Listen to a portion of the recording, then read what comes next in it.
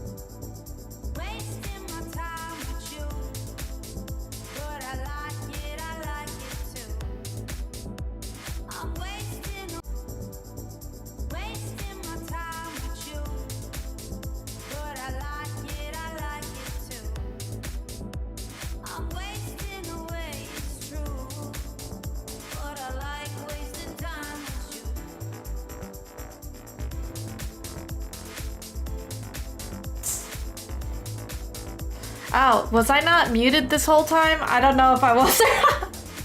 I was setting up a lot of different things. Don't know if you guys could hear me slurping my drink or adjusting my chair. I was muted. Are you sure? Maybe I was just really silent. Was I really silent or was I muted? Guys, please help. Please help. Hi, hello everyone. It's Neziaki, everyone's favorite household mouse, and welcome back to another stream of mine. And let me tell you guys, I had one of the most productive weekends. I prayed that you guys have too. But the thing is, your girl's not doing so hot. Your girl is not doing so hot. So, you know, I had some really damn good food. Jam actually cooked yesterday, and we were eating panko crusted salmon, right? And it tasted so good yesterday. And for whatever reason, today, as I was eating it for lunch, maybe I got a piece of bad fish, I don't know. But your girl passed out in the middle of the day. I'm glad though. I'm glad it was only like maybe for 30 minutes, 1 hour. I can't really tell. But I was feeling absolutely nauseated, could not really eat, and the world was spinning. The world was spinning. I don't think I got food poisoning because I was able to eat some dinner, but I don't know. I don't know if it was the food. I don't know what it was. But your girl still has a little bit of stomach problems. And, but we're here now. Technically, I drank some Advil. My headache should be okay. But I'm all right. I kind of feel a little bad though, because I was a little down for the count for the rest of the day. I'm just lucky I didn't have any meetings for the day. I am just so lucky I didn't have any meetings. So today was a little bit on the easier side for me, but damn, am I gonna need to work a lot to catch up for tomorrow. But enough said with my own stomach problems and physical health. I am here. I was really nervous I wasn't going to be able to stream. I was just feeling like death for a little bit, and then after the medicine, after the food juices, I think I'm doing okay. But thank you so much for the resubscribes, guys. It is February, and if you guys don't know, on Friday I took a little bit of a rest because a mental reset. Last week really shredded me with work, so it was tough. Having a conflict with a coworker. It wasn't like a catty one. It was more like, I don't think it was really clarified. Like, we were stepping on each other's toes in terms of what work we should be doing, and I felt it. But now I'm good as new. I just needed a time to recuperate, and I just feel like all that for what? Like, not like fighting directly with the colleague, but it was more like the pressure was there. I felt like I was always on edge, and I could yap a little bit about to it when we start the drawing. But I just wanted to say hello to all of my lovely mischiefs that are coming by to spend some time with me this week. Also, Valentine's Day is this Saturday, so of course each of the streams today, I was thinking, should have a little bit of a Valentine's Day vibe to it. I don't know if I can find something to play on Wednesday, but we got a little bit of a treat. But let me just say thank you so much, Justice, for the lovely resubscribe. Rosie and Hell! Oh my god, hello! I see my good friend Beats in there. How was your stream today? Yeah, and everybody, it is technically my affiliate month. I'm not doing anything really special, mainly because I actually don't know when my affiliate day was.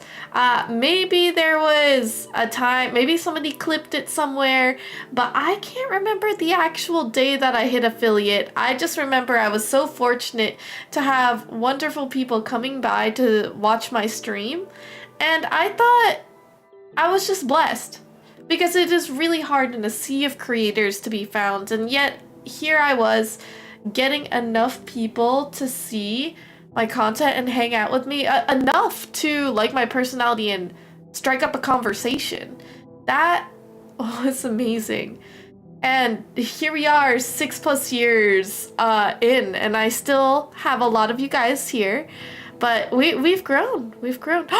Beats, you've already played Dispatch? Did you finish it or not? I haven't played it just yet. I want to finish it. I do want to. I know it's kind of gotten the name of like Twilight for men, which I think is really funny, but I think it's gonna be a really fun time. I love story-driven games like that. But thank you for all of the happy affiliate anniversaries. I'm not quite sure what to do for it. I mean, maybe we could celebrate it on my birthday. I think that can happen, right? But Valentine's Day is on Saturday, bot. And also, so good to see you. I'm sorry I couldn't be there for your stream. You streamed earlier, right? I believe, hopefully, I was lurking. If I wasn't, it was because... Okay, hear this, guys. I have a power surge where all of my peripherals and all of my computer stuff gets plugged into. And I attached it to the bottom side of my standing desk. And I thought it was gonna hold. And it fell. It didn't fall on my foot or anything, but it kind of unplugged a couple of things. Didn't break anything, thank God. But there's a chance that maybe I wasn't lurking because my power surge, my surge protector fell off and just unplugged a lot of things. So I had a little bit of a whack day. Yeah, but I'm so... Ooh, you're still playing Skyrim. I missed it. Also, you know, with my stomach feeling a little sicky, I guess maybe I was losing track of time too. Ooh, Key, you're playing Fortnite? Were you playing that on Sunday? I know you typically stream on Sundays. And Storm! Oh, hello. Sorry, that was a big sneeze. That was a genuine sneeze. My gosh. Was it a silent slurp? Okay, good. I know you guys told me to rest, but I promised myself this 2026 I would actually really, well, I want to prioritize a lot of things. You guys know this. And it's hard for me to prioritize, but I also don't feel like I was burned out. As in, I sat there with my stomach on fire and I'm like, am I depressed? Is that why I don't want to stream? Am I just like, I'm just having a bad day? Oh, well, obviously, no brainer. It's probably because I physically feel like shiitake mushrooms, but I was like, mentally, am I all right? And yes, I am. I'm actually feeling much better. Over the weekend, I feel like I really worked out my worries from work, and then I was like ready, back in action to do things today. Then my next question was, am I burnt out? Because that's probably more of the likely one recently. And I go in these vicious cycles of burnout, which I think a lot of content creators get into. But I myself, always wanting to be an overachiever, having multiple projects going on at once, I was like, already? Damn, it hasn't even been like, well, now it's been a month now in 2026. But I'm like, damn, it just started February. How am I burnt out? I am in fact not, because I still wanted to be productive. It was a simple case of what I wanted to prioritize. And hear me out, guys. I love you guys so much. So much. And the thing is, I think the analysis paralysis on what I should prioritize first really gets to me. And content creation will always be something I hold near and dear to my heart. But remember one of my very first streams back, I decided 2026 I am going to prioritize my video game. And technically I had a few things I wanted to do that I didn't get to finish yesterday, and all I could do was think about it. Do you guys ever get that way? Do you guys ever like super hyper fixate on stuff like that? Like for me, I just wanted to get it done otherwise. And I know myself well now because of therapy, right? Therapy really helps you identify all your faults. And I know myself, I have a ticking time bomb of efficiency. As in, let's say I start an art piece. I need to finish it within the week. If I don't finish it within the week, then it will go into the void, kaput, poof in the air, and collect cobwebs and dust in whatever back attic of my brain, because I do not have the motivation to finish it. It kind of same with tasks. I have to break them down in bite-sized pieces and then drill them constantly, right? So I'm afraid that if I don't work on my game stuff from yesterday, that's not gonna get finished. So it was a dilemma.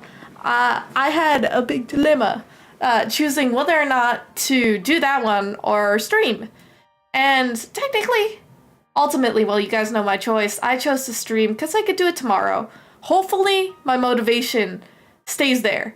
But I have a lot of things that need to be that need to be finished. I'm trying not to die. I really am trying not to. Also, Hell, are you there? Are you there? Because I just watched. Wait, guys, I have so much stuff to yap to you about. I really want to draw, but I also really want to yap to you about something. But first, Hellfire. I remember that you were playing Hellmart. What is your expectations? I really like the game. I think I'll get really freaked out about it, but it seems like the type of game I'd like to play minus the horror. I love management sim type games. I don't know, maybe I just like coming back from a hard day's work and booting up a simulation to yet again work. I was told by Jam that the reason why I like Supermarket Simulator and TCG Simulator, anything like that, is because I use my brain function so much for all these different projects that me doing a really hard, laborious, like job, like stocking shelves or, well, technically, I think you need to use your brain when you're trying to give change. But, you know, like, jobs like that where you don't have to, like, technically make a plan. Like, it's not like party planning. You know what I mean? Where there's a lot of bells and whistles to it.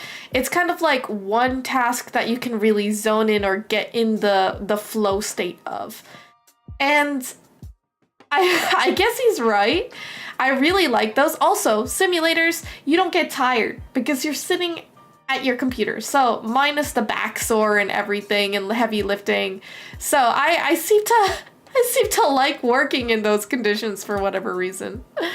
Jesters, it's good to see you. Oh my gosh. Oh, you've met Bot. Jester, you met Bot. I love this. I get burnt out all the time too, Beats. I think a lot of creatives get in this flow state, and most creators are victims of it. They really do succumb to it because we feel like we can't build in vacations for ourselves. Otherwise, we feel guilt, immense guilt. Yeah, I really want to bring back NES novels, and hear me out. I have been contacting Luke Kwaku, to make me a jingle because I really want to make NES novels. Really, I'm just waiting for the jingle because I have some assets and I know the type of format that I want. So I really want to do it. Very low effort, not like as much editing. The only thing is now my beautiful camera broke, remember? I want to get it repaired. It might be like $500 though. I did mention that to you guys a couple weeks back, maybe like a week ago, and how gut-wrenching it was for me. I really want to fix it because that is the one I really wanted to use to do these NES novels and just upload it. Boom, you guys get some of these yap sessions on YouTube, something a little unique rather than on a live stream. And it'll be a little more structured, just talking about whatever I'm feeling. But it pisses me off. Also, I got a lavalier mic. It's because I have one, but I think I may have lost the dongle to connect to my phone. So I guess I can't really do that. Oh man, you didn't find it very scary, but I think you'll have a good spook. Ooh. Yeah, I like inventory management, Hellfire. I really do. I really do. Let's see. I'm sad you haven't been on stream in a while, but you're glad you're here. Jesters, I missed you. I'm really glad that you're here. And don't mind missing it because I actually have been moving. I'm in a new home. I recently bought a home. And I'm living with another person here in my townhome. Still living in New Jersey, though, so East Coast represent. And we are essentially kind of winding in.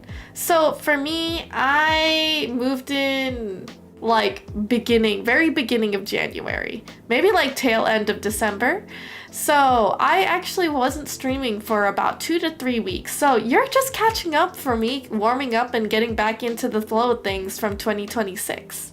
So Yeah, Key, it is my affiliate anniversary, although I can't remember the true date of it. I don't know what I should do to celebrate it. I got a lot of things I want to yap to you guys about, though. Thank you! Thank you, Storm! I appreciate the lurky.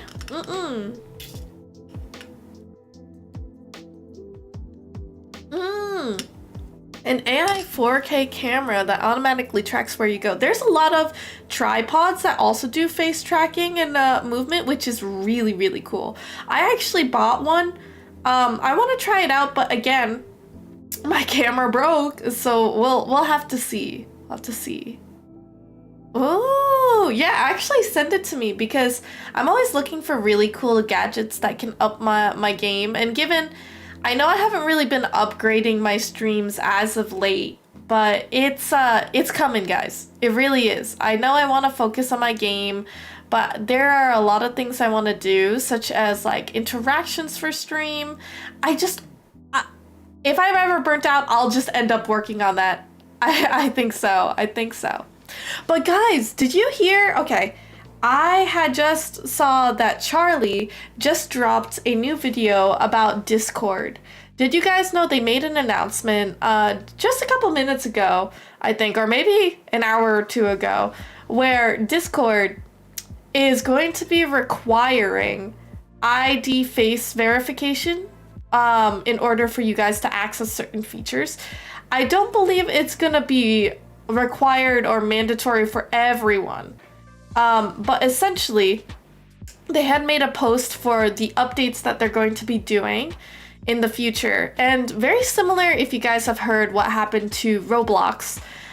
This is a feature that's been rolling out, I think, on social media platforms or any type of gaming platform, where basically they're putting it under the guise of more safety and security features. So think of like, oh, for kids, like, so they don't access 18 and up spaces, you need a facial scan, like facial recognition ID verification. Very similar to how you scan your face if you have an iPhone. So I was just listening into it. I haven't done too much research, but I probably after this stream, or maybe even if we want to, we could dive in a little deeper if they have more information. I feel like in the coming days there will be more, so I might yap about it with an update on Wednesday. But TLDR, guys, Discord, you know, I don't know if you've noticed, it's not the safest platform. I mean, it is versatile with making communities, making friends. Lots of people use it now. It's very popular. But ever since they transitioned from a public company, right? It seems like a lot of the features, although they update it very, very frequently. And I guess I've been a longtime user of Discord, but I never really paid attention to whether they're a private company or public. What you just need to know is if it's a public company, typically they report to stakeholders. So, like, for example, Kaneo Studios, this is a private company because I own 100% of the company. That means a lot of the times I can veto, basically, it's not a tyrannical system, but I can veto whatever is going on in my company. As opposed to public, where there's different shares to different people that want in on the company to voice their opinions. Everything needs to be taken into account. Otherwise, their shares and their money funding the company will be taken out, or it's like a breach of contract. Kind of similar to that. Again, I'm still learning the ropes on this stuff, but just a little tidbit for any of you guys who are not sure why public makes it so important on why Discord is making the changes that it does. It is not in the same hands of the creators of Discord, the people who really developed it, built it as a community. Essentially, they were bought out, right? They sold the company. So they don't really have much of a say in it unless they have their own shares. But as far as I recall, I don't believe they do. So since Discord's a public company, I have seen a lot of data breaches. And this is my point of view, and also Charlie pointed this out in his video. If you go check out his channel, Penguin Zero on YouTube. His stance is on data security. And given I work for a tech company, I work for corporate, a lot of companies really think data is way more expensive, way more valuable than anything that you could possibly have now. Because the world is pretty much on the internet in the digital universe now. So it has the wealth of knowledge, it has access to all of the different places around the world. Like, this is important. So your data, as in your private information, social security, your information like your birthday, they won't be able to know that unless you type it in. And somebody is able to see that. If you type it into a company, they have it on your profile. The people who work for the company are able to see that data. And they're able to use it for whatever algorithmic stuff they want to do, or whatever analysis and metrics. I typically do this for my company as well. So honestly, I'm not really that concerned about what I'm looking at. Like, I ain't about to pry into your guys' lives, but corporate companies may want to. So for Discord now being public, and now it's not in the eyes of the original creators, they're kind of really corporifying it. They want it to be more, not consumer friendly, that's not the right word for it, more stakeholder friendly, to get the big buckos, right? So privacy is a currency that is very scarce and far between now. And that's why a lot of the things that you share on Discord could have been breached, could have already been taken or extracted and put somewhere on the internet. And the long age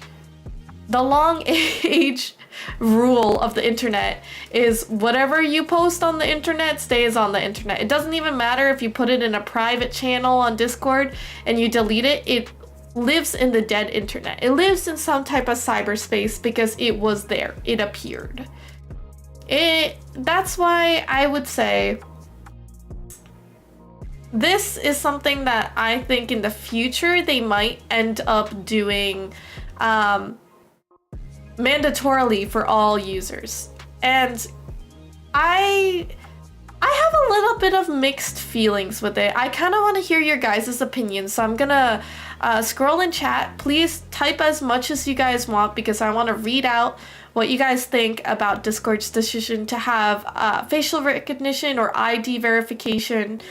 And on one side, I think this could be a very big plus, but when considering people's privacy, I feel like they haven't shown themselves to be like, oh my gosh, the Pentagon, right? Like they're not like this crazy behemoth of a security platform where they're probably getting attacked and trying to get breached on a daily basis. Probably 300, like that, more than thousands of people are probably trying to breach or send attacks to gather data, because data is like currency.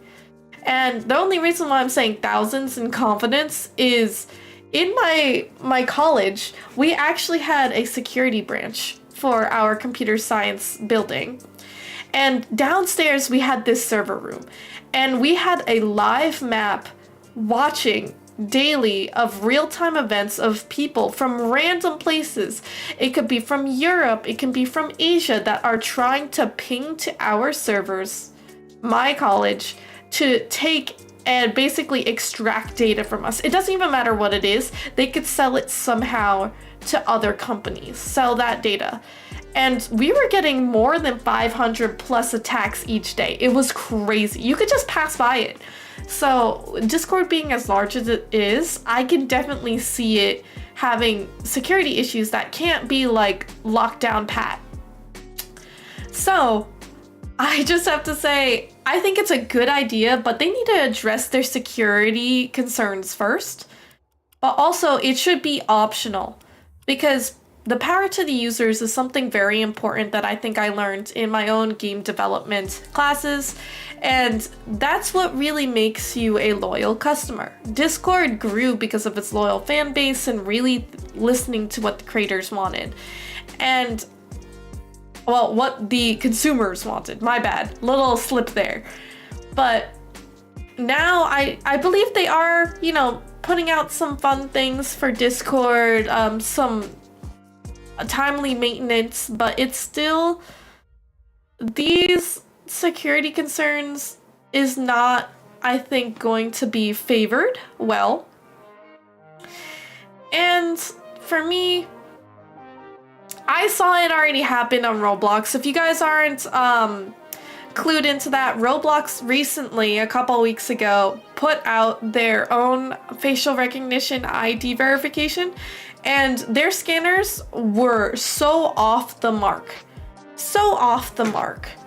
As in, they were scanning like 14-year-olds to be in the 25 to 27 range, and then like 32-year-olds to be a 16-year-old because they had a baby face or something. Or maybe it was just completely going awry. So I just have to say that the ID verification, I really hope that it's way better than Roblox. I would really hope that there's different functionality, different like some other type of background checks that it's doing. If people do want to opt in, first, number one, should be optional for the ID verification. I mean, right now it is because it's only for certain settings, which I think that should be just fine, so people can opt into it. But secondly, it needs to be a damn good, really fully fleshed out feature. And they should test it out on a broader audience that is accepting to do so, right? And they should test it out multiple times to ensure that there might be a few screw ups, but maybe they need to run multiple tests, like scan 5 times and then give you an, I don't know, a accurate guesstimate, right? But it's gonna be a little tough, because I feel like once they put this in place, they might do way more features that need to take more and more of your data. And they might, you know, cover it up as a personalizing your experience on Discord. I think a lot of companies do that. And so just want to hear what you guys were thinking about it. Yeah, let me take a little sipsies here and stop my mouth and read into what you guys have been talking about.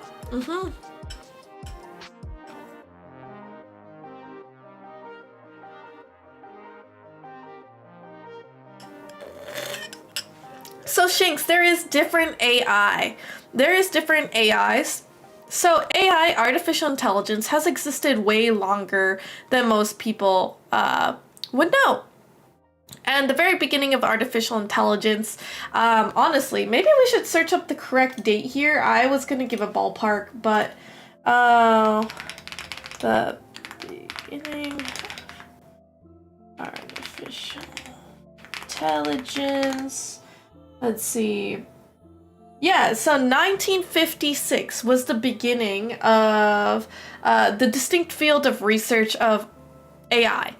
And AI, now that's the umbrella. There is Gen AI, right? That's generative AI, which, you know, generates prompts, generates certain things based off of prompts or questions or whatever you're deciding to feed it information to come up and have it ponder, think, and create something that is to your response or what you ask of it. That's generative AI. So a lot of the LLMs that you hear about, Claude, Gemini, Copilot, those all fall under Gen AI. Now they have new iterations, which is the new buzzword, is agentic AI, which if I was to explain what it is, let me just read it. So if I give you guys the actual definition, I'm making sure I don't misconstrue it. So let's see.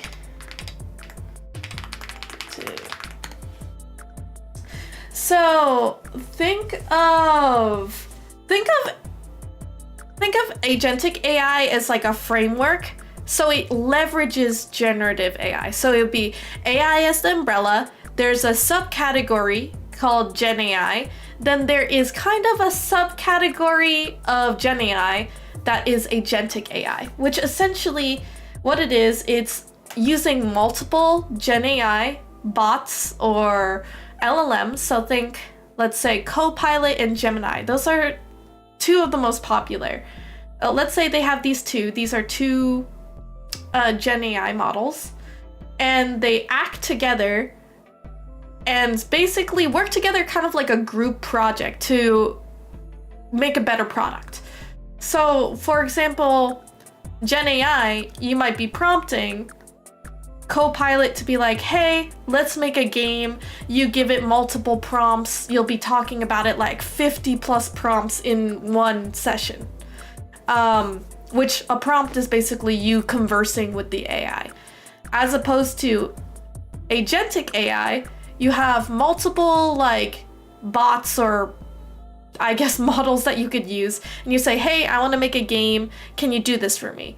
They might delegate it to be, hey, you, Gemini, should be the manager, and hey, you, Copilot, should be the artist, and then hey, you, what was another one? Claude, you should be the programmer. And together they will work simultaneously to make you a better product without you having to prompt multiple times. They'll just converse like it is their own like group project. Hopefully that breaks it down, but typically I believe what this question was, what Shinx was talking about for the AI kind of stick that like tracks where you go or the camera. It does have AI technologies, but it's not necessarily Gen AI. So things like AI powered robots does not mean it's necessarily Gen AI using like those types of powers. So let's see. Ooh, justice. Why will nobody think of the children? Maybe because you weren't in the first place. A lot of people, and Charlie actually says this in his video, we're in the age where parents don't want to be actively involved in the teaching period, the vital teaching periods for children. A lot of them, I think it gives space back to the parent to rest. And I'm not saying like, oh, handing your kid an iPad is bad all the way through. Maybe if you need like a brief break, like an hour just to watch a movie or something like that. Actually, consumption of like movies or really good content, and given, don't feed them generative AI, make things that are actually quality, that actually are cohesive and coherent.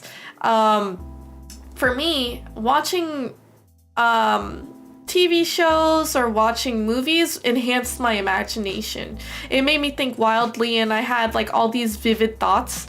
But I really do think that kids should have a really big active presence with their family or their parents, and where the parents do have to have a duty of being like, hey, no, they're not allowed here, they're not allowed this, and actually know what's going on in their lives. Because these children don't know better.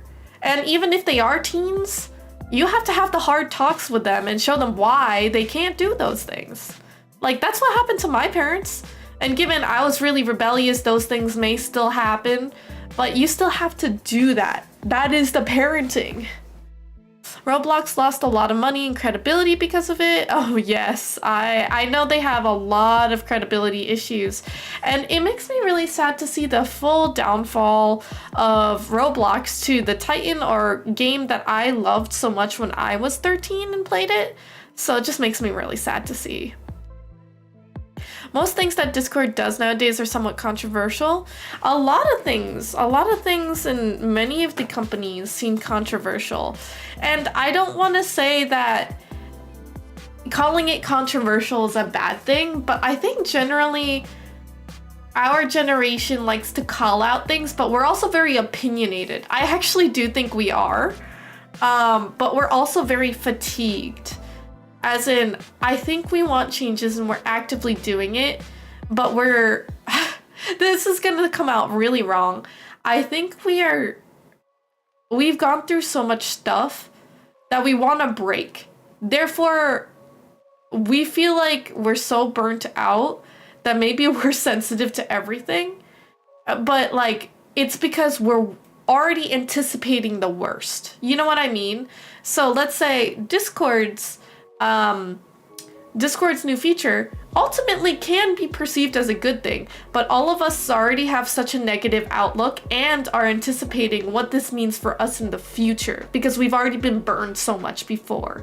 So if you take that into account, I feel like a lot of people think that, oh, Gen Zers don't want to work, or Gen Zers are the most problematic generation. We're vocalizing our feelings because we're already thinking about this. We've lived through a lot of stuff. That's why it's so crazy. Oh, Key, you said it's not a public traded company yet. I do feel like it will happen. That must be my mistake. I do know they're public. Maybe they're just owned by a different company. Don't know how many shares, don't know what about that.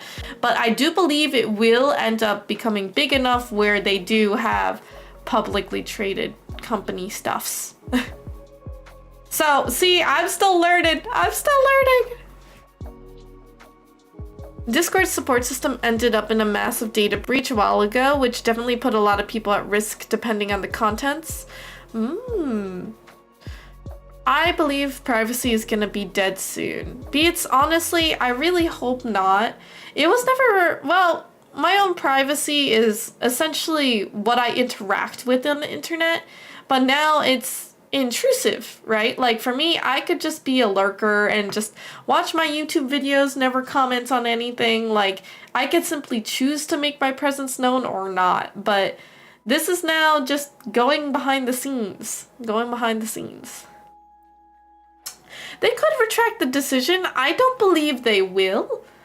I mean, it's not unheard of. Companies can full axe like projects and features no matter what. But they saw Roblox do this and get a bad problem. Maybe they're a little stubborn and they want to say, we could do it better and we could do it successfully. But like, Discord was also caught in the catching strays from Roblox, because if you know about Roblox condos, they're essentially role-playing communities that are on Discord. Like these predators, I don't know if I can actually say that. They would essentially lure people off of Roblox as a platform and prey on them in Discord communities. So it's not like they are not in cahoots, or I don't want to say not in cahoots, but not affected, or they got some type of connection with Roblox. So I feel like they're thinking it's a good idea. Maybe they used Roblox as the testing ground and now they can make it better, but who knows? No Text-to-Speech covers a lot of Discord drama on his YouTube channel. Ooh, seems good. Didn't Discord just have a data breach a few months ago? Yes, that's what I'm saying.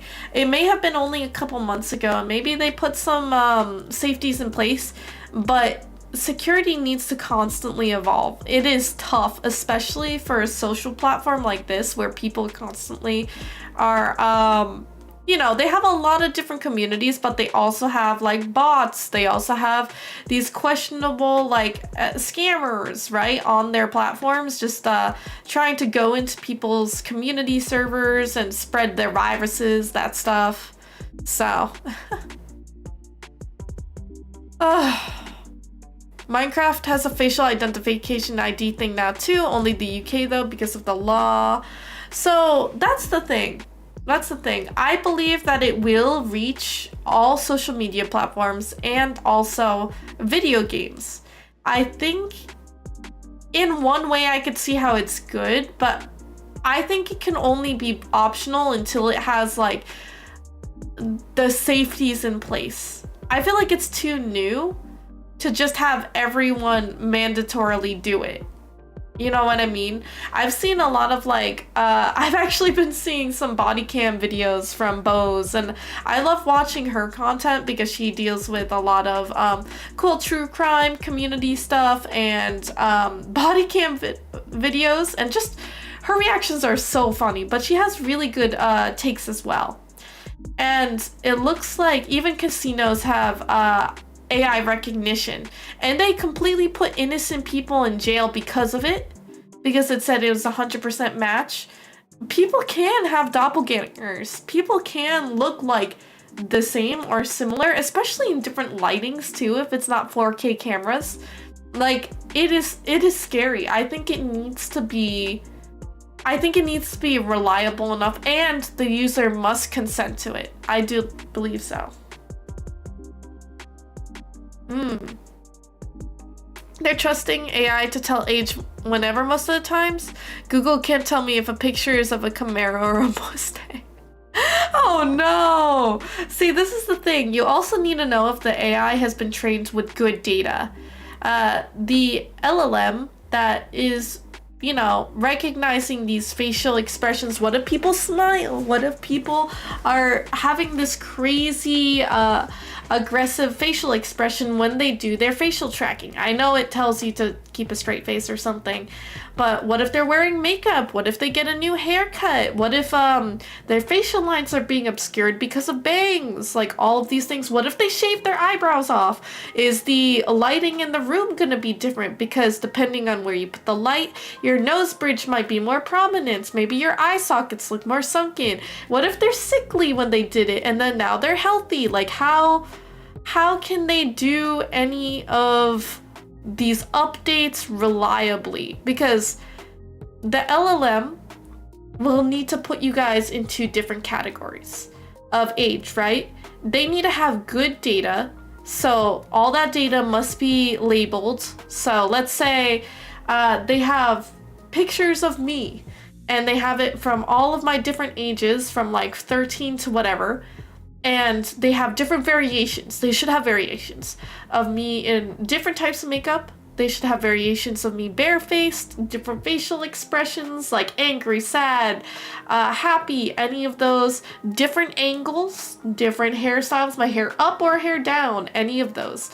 If they don't have enough data on, let's say, somebody putting their hair up, what if they only train the data of a 13-year-old with people exclusively with their hair up, when a 13-year-old that might have their hair down, what if they don't have enough data, can't tell it's a 13-year-old, and puts them in a 16-year-old or 18-year-old age verification? It is, you don't know how these models are being trained, and therefore can highly come up with mislabeling the age, and that can be big problems in the future.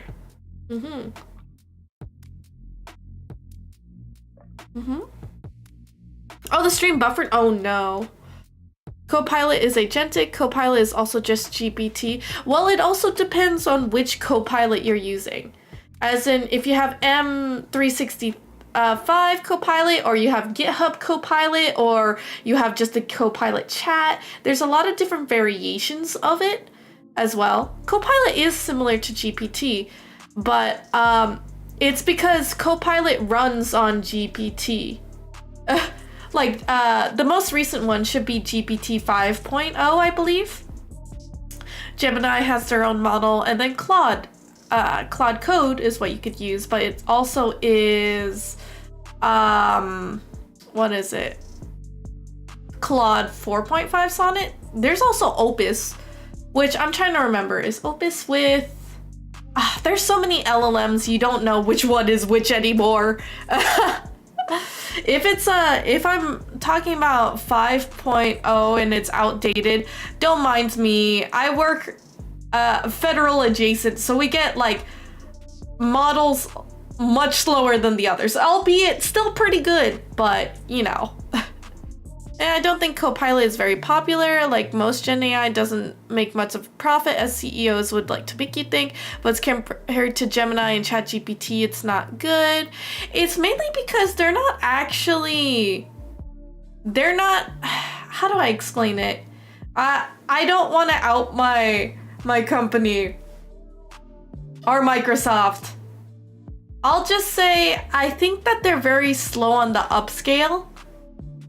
I think they're very slow on the upscale.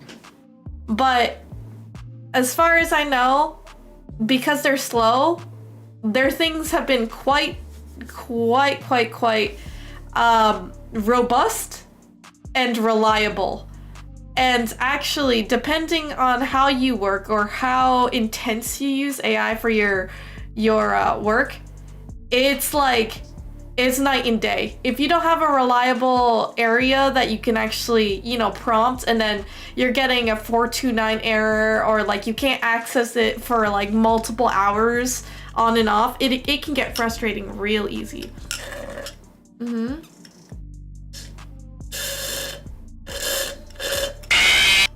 Oh shoot! Okay. So, oh yeah. So I'm a little delayed in Twitch chat. I'm gonna need to scroll down, but like, as Key said, Copilot uses the same models. You can technically fit it with different things, but it's not a bring your own model type of dealio. Let's see.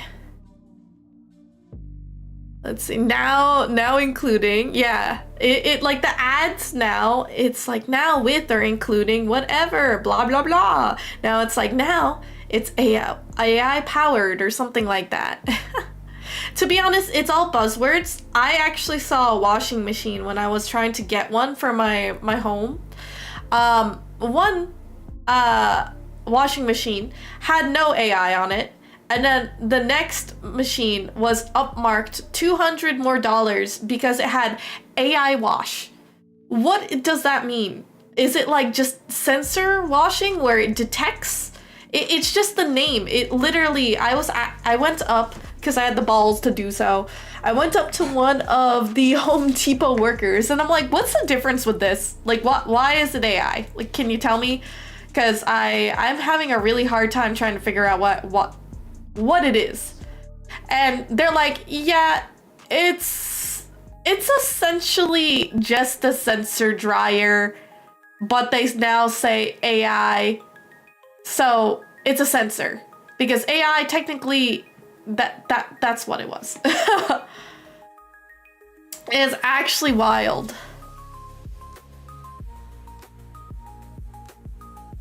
Let's see. Switch to Linux and studios will start programming for Linux natively. Honestly, Linux has always been its own thing. Like, it can be hard and not as... I only say it can be hard because many people are not keen on interfaces that are like that. Sorry, need to change this song. It kind of, like, flipped me off. But... yeah, not everybody can learn coding, although I think back in the MySpace era, a lot of people just ended up teaching themselves HTML and CSS just naturally because they wanted to be cool. It should be natural like that, but not everyone still learns that, you know what I mean? There's special people where like their brain just clicks that way. For example, I could use git bash, which if you guys don't know, command line to push your own changes and commits to like GitHub or some type of like source control application. And I don't really like doing that. I like using GitHub Desktop. It's essentially the same, but it has buttons. So people have preferences. I don't think everybody would actually ever go towards Linux. I think we're nearly at the point where the AI bubble will pop. Like, so many people are either incredibly neutral on AI or hate it. Not to say it can't do good or help, but a good 80% of use cases are bad right now. Well, what do you expect will happen with the AI pop? As in, is it just a trend and it will pop and go down? Because I do believe they'll start recognizing, oh no, we dived too hard into this and now we need to clean up the mess. Because I think if they started diving super hard in AI once it was established enough, I don't know if it's actually a bubble. I think it would just be assimilated. And now AI is getting really, really good. It still has leaks to go, but like, since people were so excited, a lot of like code infrastructure or vibe coding that people have made, like those things need to be cleaned up. Those things need to be cleaned up. It's not, if you ever get in the eyes of a programmer, they'll say it's shiitake mushrooms. It does jack diddly squat. Let's see. Our generation has seen the internet come alive, and now with AI and hyper-capitalistic nature of business, we are seeing a system that once was free and escape become another tool to milk months out of. Oh, that's so true though. That's so true. Yeah, I haven't heard any drama about Valve. I actually thought most people really liked it. I think Video or an associate made a comment about not making cards now since their AI investing hasn't brought enough of an ROI. Oh my gosh. Return on investment. Yes, yes, yes. Their censorship policies, the price gouging, and the monopoly. Well, the thing is, it's not a monopoly per se. There are tools, as in... Okay, here... Everything else, the price gouging, the censorship, like, where are you hearing this from? I really do want to know. Just mainly because, where's the price gouging coming from? Because if you guys didn't know, well, okay, Valve is behind Steam, right? Let me just make sure of this. Is Valve behind Steam before I make a blunder? Before I make a blunder, is Valve behind Steam? Yes. Okay. Yes. I knew it. Okay, I'm good. So let me tell you my thoughts. I don't believe that Valve is a monopoly just because. There is plenty of other platforms, as in Epic Game Store, the EA or Origins, or any other, like Itch.io technically can kind of count for that because it is a game distributor. It is not a monopoly. It does have majority of users, vast majority of users. Like even like Xbox can have that, right? Or Nintendo if they really wanted to. But they have the vast majority of users. And it's not like it's not like they did it through scummy policies or anything. It's just because their products are that good. And in turn, actually developers are what is the most focused on. Like, yes, consumers as well, yada, yada, yada. But the only reason why many game developers do not want to produce or port over their games to Epic Game Store or Origins, even though they are given great deals and sometimes contracts to be exclusive on the Epic Game Store, is because the lack of, like, what I would call is the equivalent of Steamworks. You guys do not see this in the back end, but Steam has the Steam mics, the Steam settings, the friends, I guess the friend feature, which technically that's the most basic one. Every platform is gonna have that. But the friend feature to like add your friends to the game or invite them to watch. What else is another one? Localization, ratings, or what else is it? Different platform or identification genres, whatever these templates are, to make the game made much easier and more friendly and easily accessible to other people in the like other countries. That is something that is not really provided on other platforms. And given like I kind of want to give you guys better features to kind of use as an example, but I guess like localization's a really good one. Localization can be very expensive. Again, you could reach out like to publishers and stuff like that, but many indie game developers might not have the funds for it. If you're a solo developer, you can maybe learn your own languages and then port it over yourself, right? Or maybe ask or research for other people to do it for you. But Steam has a way to do it for you. And these are all tools that are just free. You don't have to pay anyone. You can use it to be put, Steam achievements, that thing too. This is a really good one. Steam achievements, Steam trading card game, the modding community, all of these things are not really prevalent on other platforms, hence why the monopoly was made. A lot of the Epic Game Store or Origins, any of those other distributing platforms does not focus on the developers to have it easier for them to like attract people to make games and sell their games on their platform. They constantly make these features better. And not only that, there is also benefits to the consumers on Steam. I don't know if you guys have ever tried this. I would recommend you guys do it. I've seen on a couple instances this had happened. Bundles for games, right? The bundles for games, if you end up trying to purchase each of the games individually, it will identify it as a bundle and give you the percentages. It will give you the percentage of it being off. Like, let's say a bundle is for 50% off, and you try adding every single game from the bundle into your cart, not taking the full bundle. I don't know why you would want to do that, but let's say you do.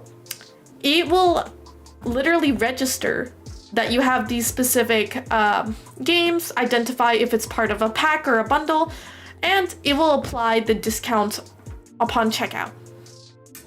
Now, I haven't tried it myself, but I've seen it in multiple occasions. Who knows if this changed, a feature has changed, but I was just gonna say that there's features on the consumer side where Steam, just these are quality of life features that technically it's your own shiitake mushroom fault if you add in every single game and then didn't realize there was a bundle for it and you paid double the amount, okay? Like that, that's on you. But they gave you that type of feature in Steam just because. So I have to say, like, a lot of these things for Steam, I think is not as accurate unless you read into it. The censorship policies I have no idea about, so I kind of want to hear about it though. Let's see. Oh, Micro Pierce, thank you for the happy affiliate anniversary. Sorry, I've been yapping a lot. My headache is a lot better now. My tummy is still feeling a little queasy, but I'm doing okay. I did not see the AI Svedka commercial. I kind of want to watch it, but a sensor dryer, which has literally been around for a decade, especially, I know, Kane, isn't it ridiculous? Sorry, I'm really trying hard to get all the way down to the stream chat at the very, like, up to date. Let's see.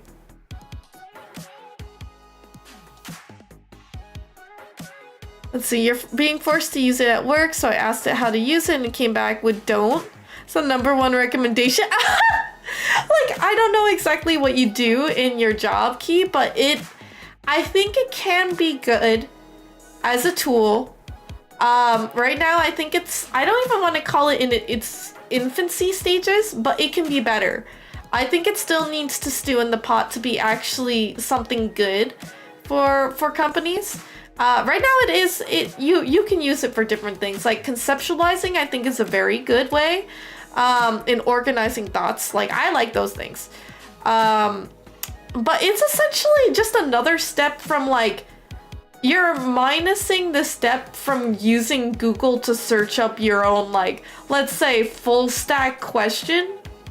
And it's also making an inference, right? Like, technically, you could have a study partner that could be dumb, okay? I really do feel like it is kind of a companion, and you have to think of it as not being smarter than you. Like, just think that I don't want to say that it's a different person, but just think it has the capacity to have the knowledge of a person that could be smarter than you in certain fields, but can also be very dumb in certain fields. For example, if you ask your friend, your study partner, like, yo, do you know what the quadratic formula is? And they're like, oh yeah, I did that like last week. And then they give it to you, bam, it's right, it is correct, and it helps you out with your problem. Fantastic. But then if you ask them like, yo, do you know what an Oxford comma is? Do you know how to use it? And they don't do well in English. And they give you like, I think an Oxford comma is this, and it's absolutely wrong. And they're referencing something different and it's completely wrong. Don't take advice. Don't take advice from a friend that does poorly in English than you would, okay? Do your own research. Grab a book or something. Or, I don't know, ask around to get the best conclusion or answer, right? Like, that's why I think that people misconcept when you say, oh, use AI as your companion. Literally think of it as a companion that could be dumb as nails in certain things, but can also give you sometimes good inferences or be a bouncing board for your ideas. Kind of like a coding duck, except the coding duck does not speak to you. So it depends. It depends. I know you guys might say I'm brainwashed into using AI. I am also forced to use AI. It is actually one pretty main part of my job right now. If I did, I probably would get fired if I rejected it, but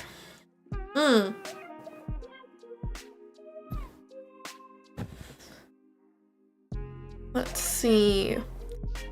When and if companies go on the verge of bankruptcy of Gen AI, then they will likely cool it with how hard they are pushing with it. It's a can of worms that won't ever be fully closed, but won't be everywhere like it seems to be now. No, a monopoly isn't a monopoly like when there is no competitors? It is, okay, I think maybe there's a difference because my clarification for monopoly is that it is the only company. There is competition, and if the competition was good, I think they would have a more competitive balance. If you're talking about the monopoly as in it has the vast majority, the percentage of the users, then okay, yes, we could use that. I'm thinking of like monopoly in business sense. Isn't that like, hold on, I need to search this up. Monopoly definition, because isn't there multiple? Let's see. Well, that's a trademark there. Okay, hold on. An exclusive possession or control of supply of or trade in a commodity or service.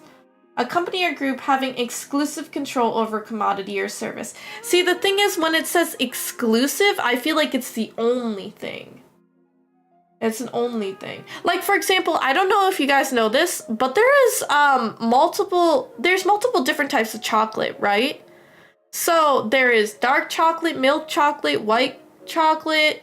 There is now something called, is it rose chocolate? I went to a chocolatier before, but ruby chocolate. So ruby chocolate kind of made its debut in like 2017, and now there is one company that only has the recipe to make ruby chocolate, and you can only buy ruby chocolate, and it's a distributor only from this place because they only have the access to the lands that make the ruby chocolate. You can't like really produce this anywhere else. That is a monopoly to me, as in physically nobody else can make ruby chocolate. They can maybe make imitations, but they cannot do that, right? So an exclusive possession, it's not like, by all means, honestly, if the Epic Game Store got better than Steam, I feel like that would be great, because Unreal Engine is like under or with in synopsis with the Epic Game Store. I feel like it could be so much better. I really feel like it could be so much better.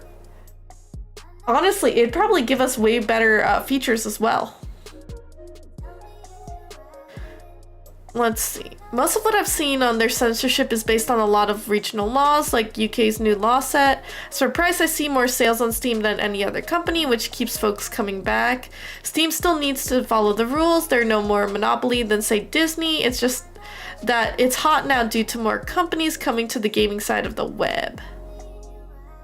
Like, I mean, Disney is also not a monopoly. I mean, given they have multiple... Okay, how do I explain this? Disney is a bigger monopoly because they own like more than a quarter of all media outlets. Yes, okay. I can see that, but it's also... I can't say it's a monopoly. I just say it has the vast majority. Is that the wrong? Is that not an accurate way to say it? Okay, I also agree with Shinx there because Steam doesn't own the rights to most of the games. It's more of the hosting platform. I'm sorry, Kane. Yeah, I'm really behind on the chat. I'm really trying to zoom. I'm trying. Yeah, just that bigger monopolies are seeing it now and are calling it out. Well, why did they just let it be like that? Why did they let it stew? Okay, yes, but they give you the license for longer than a human lifespan. At least they don't taunt you with the fact like Ubisoft does. I think what would be really cool for Valve is if they ended up picking up on manufacturing. Hear me out, guys, hear me out. A really cool feature, which is going to be in no ways hell would they ever do this, because first of all, I don't think they have the infrastructure. It would be like multi-year endeavor. But imagine that companies or like indie game developers can also establish their store page on Steam, as in Steam already takes a cut of when you make a sale on Steam, right? So like 30% or something like that of the sale. So if it's $10, then $10, then they would get $3. I think that's how it is. It's been a while since I published a new game. I don't know if it's changed or not, but that's typically what it was. It would be essentially the same for merchandise. If gamers could physically own merch that their companies make, right? I think it could be a win-win because companies, so let's say Aggro Crab, like an indie game studio, they have their own merchandise line on their website and it goes through a third party. It could be Fourth Wall, just like how my merchandise goes through them, made to order. Or for companies, this could also alleviate having manufacturing costs or what is it called? Warehouse costs for storing this merchandise or shipping. What if Steam handles that? You can buy the merch. It's a one-stop shop for users, right?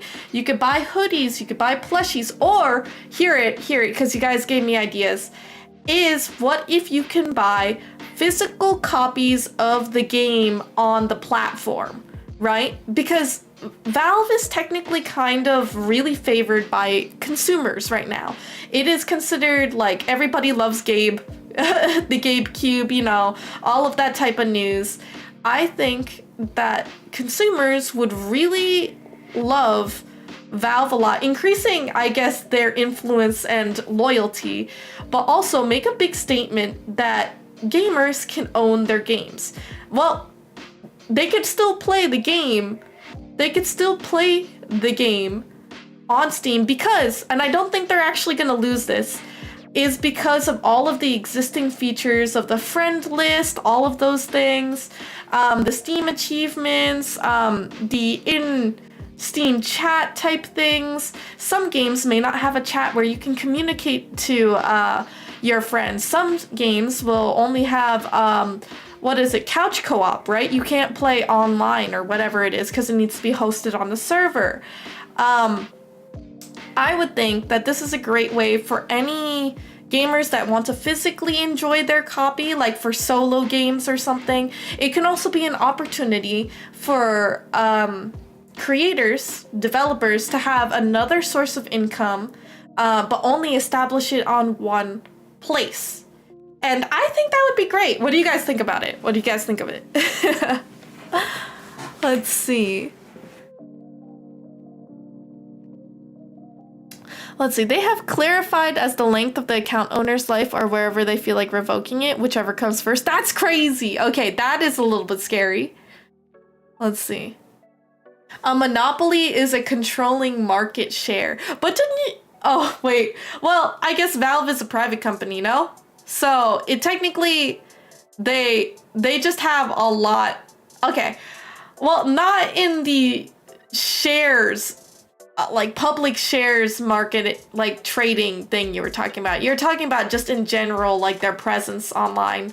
I guess this is going to be more of a yapping session than an art session. Because I'll get distracted if I start drawing. And we're having a really good conversation. Let's see. You are brainwashed, but you aren't ignorant or delusional about what it can do. Okay, so I like that you say it to my face that I am brainwashed. Can you elaborate on it? I'm not mad. I think it's actually quite funny. I actually think I don't think I'm wishy-washy on my stance on AI. I think mine is of a person that's looking at it pretty realistically, but also that AI does not have a soul. Like, how do I explain it? I know people have seen, like, the movies growing up that AI will ruin the world. Most of the time, it is because of the invention or the bad actors of humans.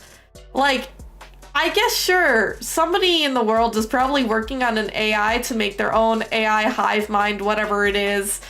So that's scary, but that started from an idea from a human. So it depends on, like, if it's a tool, like, let's say you get a hammer, right? This hammer is to nail things to the wall.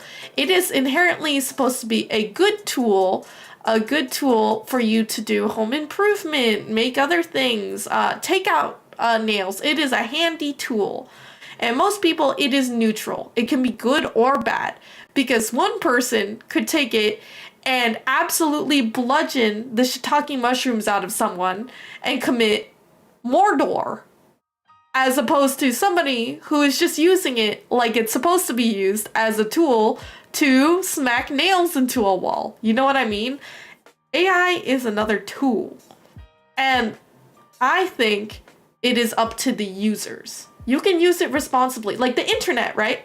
The internet can be used to vastly cancel someone or research so much data on this person, use it to dox them or stalk them or anything. But people can also use the internet to make a lovely social media profile, share their life, and just do whatever they want with it. Or post about their favorite movie.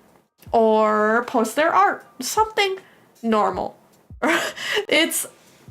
I don't think it's normal for people to be using AI out of moderation. Does that make sense? Like, I don't think it's a bad or a good thing to use AI. I think it depends on how you want to use it. And also, I think everything within moderation can be absolutely toxic. For me, I am toxic work ethic, right? I am positive about it, and honestly, me preaching it, I love instilling ambition into people, but sometimes it can be very toxic to take a step back. But I also am not on the fence about it because I full send it. I think it has done more good for me to do that way than it has done bad for me. So that is one thing I guess I'll die on a hill about. The only person who can suffer is myself in terms of the ambition, right?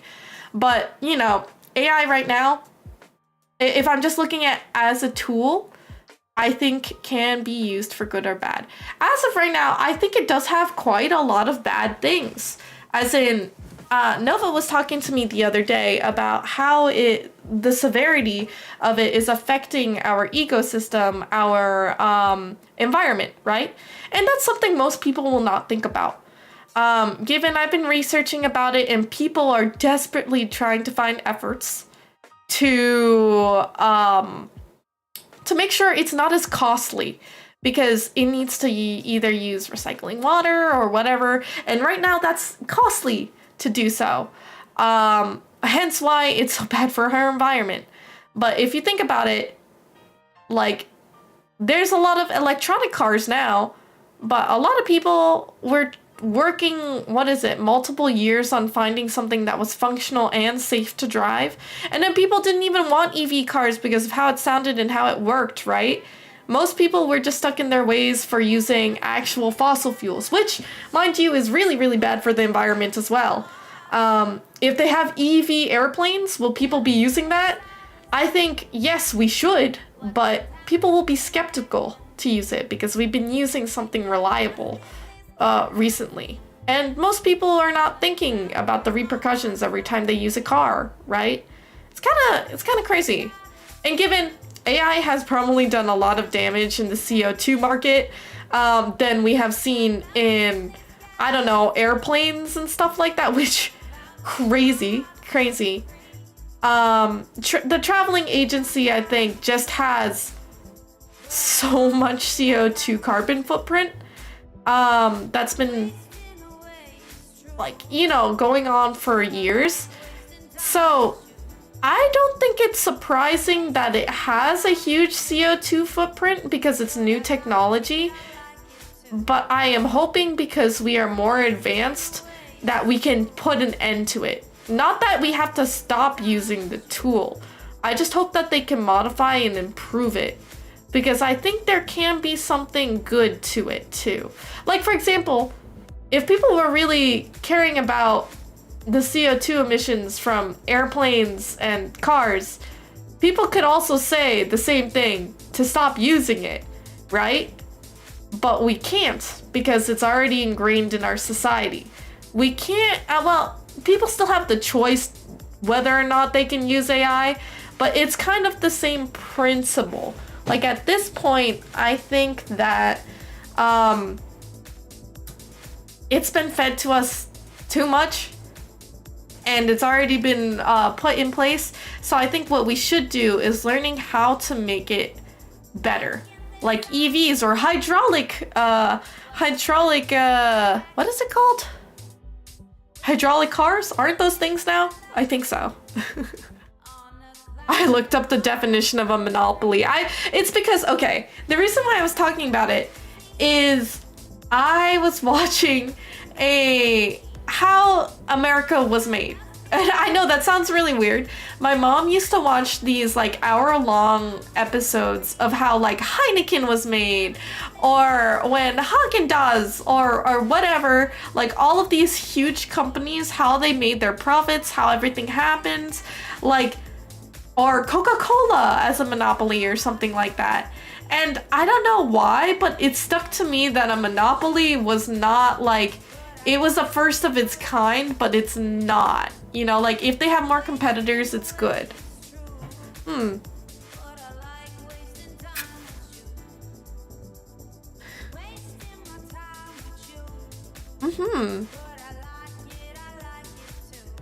Imagine a trademark being first search for Monopoly. Yes! Oh my god, I saw that. That was kind of wild. I'm sorry about the ads. You know, it's actually scummy that Twitch does that content creators are mandatorily have to roll ads for it to be able to be disabled. It's kind of crazy. Like, I can maybe disable it after like a certain amount of ads are run. Mexico has always had a monopoly on tequila. Yeah. I mean, because it was good, right? I mean, I think other people can make tequila, but because Mexico had done it so well, they just stayed on top, right? It doesn't mean they don't have competitors. I think I would like Epic Game Store to be better, but they are riddled with what you guess, AI slop. And one saving grace has, the one saving grace is the free games. I have to say that Steam probably does also have AI slop on there too.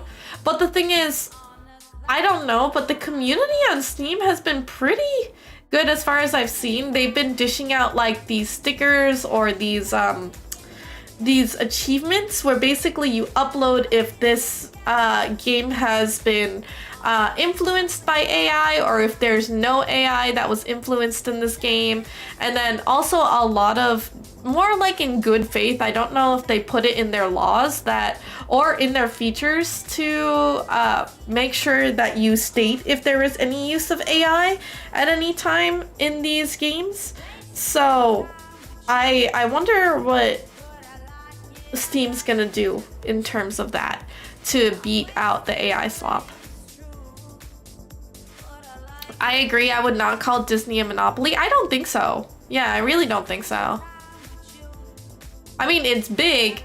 Maybe it's bigger than, like, let's say Universal, but it is not a monopoly.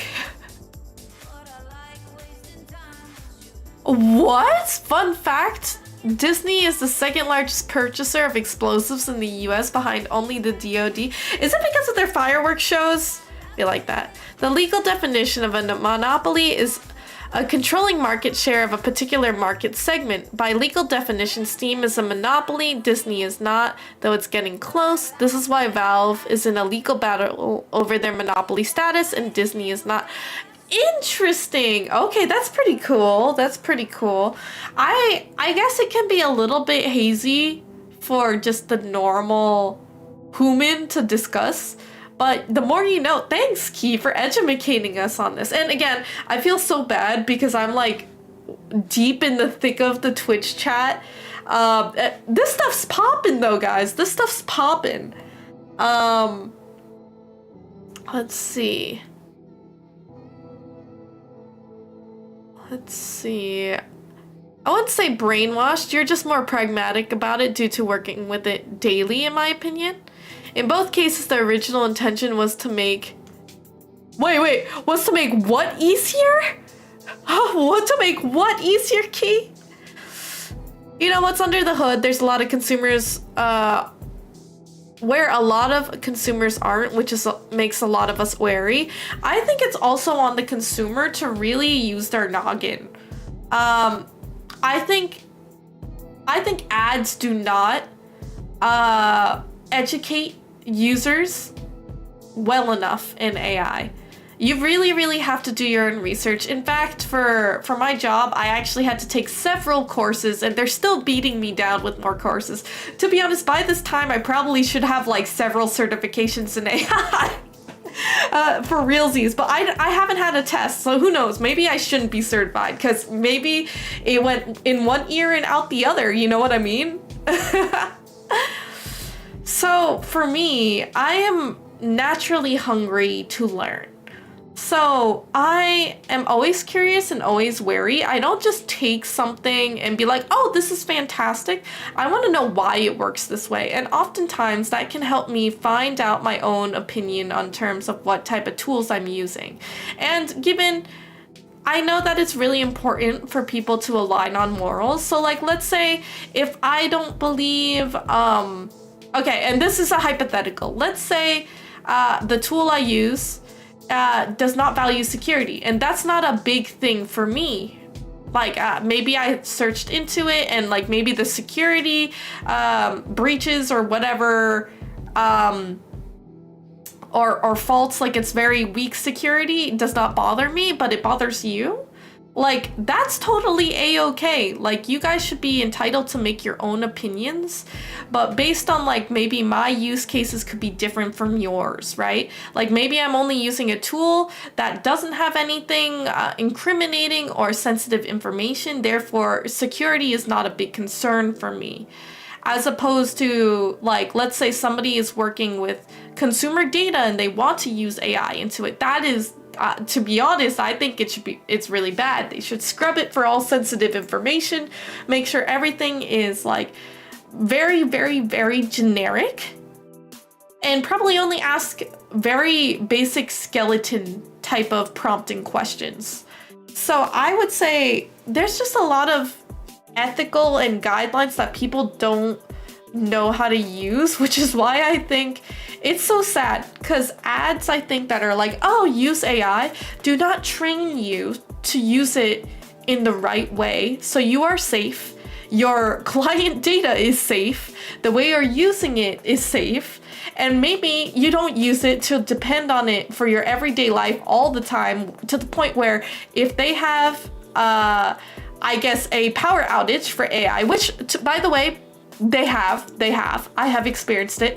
I have had so many pings for people saying, when is AI going to be turned on again? Like, I can't do my work because I use it so often. You shouldn't be overly reliant on a tool like this. You should be. So I want to say that the education is key. I can't say this enough. It really is. I saw a YouTube video and explained it very well. All people will fall somewhere on the spectrum when it comes to their view on AI. One end are the purists who see any form of AI as an abomination and blight on humanity. The other end are the people who have developed AI psychosis and rely on them for every decision. You fall somewhere in the middle, leaning ever so slightly to the latter. Honestly, I don't really even use it for that often. I think I've gotten so used to, this is also a thing, routine. For me, concepting, doing all these things, I don't actually use it as often as you think. I only use it when I need to. Actually, I'm probably one of the lower users on my company to use it. That doesn't mean I don't, but I think I don't use it for the biggest capabilities. Like, my colleague actually times out his AI because he prompts it too much and he hit the max limit. I have never once done so. I have never had an issue, mainly because mine is always generic and I'm not using it to the fullest capabilities. I know that it is really good and it can be brilliant for making things, like my mad scientist friend or colleague can use it, but like personally for me, it is not in my guidelines or will to do so. Oh, you're saying that brainwashed is a joke? No, I would say that I think I have been influenced. I guess I have been influenced. Influenced, manipulated, those both can be good or bad things. Whether or not you agree or disagree on my view, that's totally a-okay with me. Just be sure you don't attack other people for their views. Environment, yes, it's poisoning the water tables in a lot of areas in our state, not to mention the power grid strain, the increase in the bills as a result, and some of the facilities are factories that sell out. The most recent in my area slashing thousands of jobs. It's insane. It really, really is. It has an effect on everything. I do think it can be good for users, but it's like the rapid growth and the spread. And I almost want to call it an infection. I think it is the infection of the internet. And I do think it is bad in that sense. Hence why I use it. I mean, most people, if you think of them more as like a purist, no AI, they would think I'm like a terrible cop-out, right? I mean, your girl needs to live. I mean, I guess I could quit my job and then try to find a job, but in this job market, I'll probably lose my house, starve on the streets, yada, yada, yada. But I'm saying that, for me, I think a lot of people have gotten so reliant. Those are the brainwashed ones. And therefore, they might be using it way more than what they're supposed to. I really do think so. I really do think so. And that's why I actually got shudders at my job when people saying, yeah, I really can't do my job. Like, it's basically as if somebody turned off the internet. When somebody unplugs AI, now I've seen some people be like, oh my God, I can't do this Excel sheet. And I'm like, what if you just do it manually? And they're like, raw? Like that? Like, no way. I don't know how to do this. It's almost like they lose their sense of autonomy and learning and critical thinking skills. And that's really bad. That's really, really bad. Do you think so? I think AI is worse in terms of an environmental impact though. Like airplanes are bad, but Gen AI is worse faster. I think it's only worse because of the rapid adoption. For example, AI is something that is software. or, well, it is software that people can use. It is housed somewhere like some type of gigantic warehouse, and that's what's really churning things out. But if you think about it, airplanes can only be used by a certain amount of people or cargo. There is only a certain amount of airplanes, but there can be infinite users. As in, I don't know if you guys are thinking about this, but what if somebody has made a bot? What if somebody has made multiple accounts so they can run systems like, I don't want to say Bitcoin mining, but let's say you asked an AI to Bitcoin mine for you and you ended up making 50 users that are actually fake, but because, you know, if people find out that you're crypto mining and they terminate the user, you won't get caught with it, right? But imagine if somebody is doing that. You could have infinite amount of users, therefore throttling and overclocking AI. I think that if you did like one Gen AI user to an airplane, I actually think, like, for the airplane, maybe it's like an hour flight. I don't know. You would need to quantify how much carbon is being produced within that amount. Like, if 1 hour of Gen AI use is 1 hour of an airplane flight, then that is utterly insane, because Gen AI is worse because it has more users that can actually use it. You know what I mean? That's what I think it is. That's what I think it is. I'm getting cookie butter chocolate on Friday. That sounds so cute! Cookie butter's gonna love it. What type of chocolate? What type of chocolate? I would recommend dark chocolate because I love it. Also, it's healthier for you. And I think, to be honest, I think it's more romantic. Let's see. I use it daily. Hate it as a coding tool. Basically, I hate all the generative aspects. Well, why are you generating? Just kidding. I'm just saying, like, to be honest, I think I use it more as a research tool, but it's still generating prompts at the end of the day. I don't really use it as a coding tool. I don't. But also, I feel like I wouldn't be a good enough programmer to identify the bad things in it. I kind of am more generally curious on what it outputs, and then I want to read it line for line. Look, as long as you or anyone else doesn't fall too far into either side of the spectrum, it's fine. That's what I'm saying. It's a moderation. You guys have to use it in moderation. Hey, can everybody give me high fives? High fives all around. Everybody raise their hand up and say, whatever your username is, I, Nezuyaki, will not fall into depravity on either side of being a, what is it, an AI purist or an AI gooner. I shall use it responsibly. I shall keep my critical thinking skills, and I will not replace my brain with AI. I will keep my individuality. I will consider the repercussions of using it in creative spaces. As in, you must really think about how this could impact others, as well as, is it rewarding enough for you to use it? So, always, without a doubt, consider what using this tool can transform you into. I'm actually physically raising my hand. I know you guys can't see it, but raise your hand and say, I swear, I promise, I pinky promise, otherwise I shall lose my pinky and maybe my pinky toe. So you guys need to really think about every tool that you use, because it ain't, there's so many tools in the world, and not one shoe fits all, but you need to use your own brain to make your own decisions for it. Let's see. Also, Nez, you know how to code, right? Yes, I do. You have a project for IT where I have to write code. I don't know what language though yet. It's due Friday. Are you gonna ask me to code you your homework?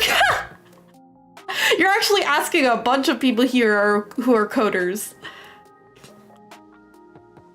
I don't think I'm the right person you should ask though, because there are different types of programming languages and I might not be even good at the one that you need to use. Also, I haven't been coding in a hot minute as like actively as I should, so be careful. It's well studied that AI use rewires the brain to be less brainy. Yes, the wrinkles! You guys, okay, raise your hand up again. I'm not done yet. I solemnly swear and promise not to replace my brain with AI because I like my brain wrinkly as ramen noodles and I do not want to lose my individuality or my critical thinking skills or the ability to function as a human being. I do not want to be a drone or a cog in the machine. Use it with moderation. Use it with moderation. You cannot rely on it. I promise. I swear. Cross my heart and hope to die. Meanwhile, you have me who can input hundreds of pieces of information to spreadsheets within a couple hours. Yes! This is what I'm saying. This is what I'm saying. People cannot be too over-reliant. Planes are bad from a plane perspective, but if the plane is fully loaded with people and cargo, it's actually not bad relatively. Really? I did not know that. Does it actually use more carbon emission because it's heavier? I would say use Python. Python, well, okay, hold on. Python is the easiest and the most versatile, but average. I cannot emphasize this enough. If you use Python, many people will think you're I don't want to say you're a bad coder. Listen to me when I say this. There is structured code and then there's unstructured code. So if you've ever seen Java, and most people don't code in Java anymore, I feel like. I would say that the way that you write code in Python, and then if you try to learn another language, you're gonna forget semicolons, which essentially is like what tells you that you finished a line and to go to the next line. Like a lot of these things, many coders who are probably well seasoned will be like, oh my god, you don't know how to punctuate your code. So be wary, be wary. I would still recommend Python because it's the easiest to learn. It's one of the most forgiving. It is very fluid and you could do a lot of things with it. But think of it as if you're learning kindergarten language, I guess.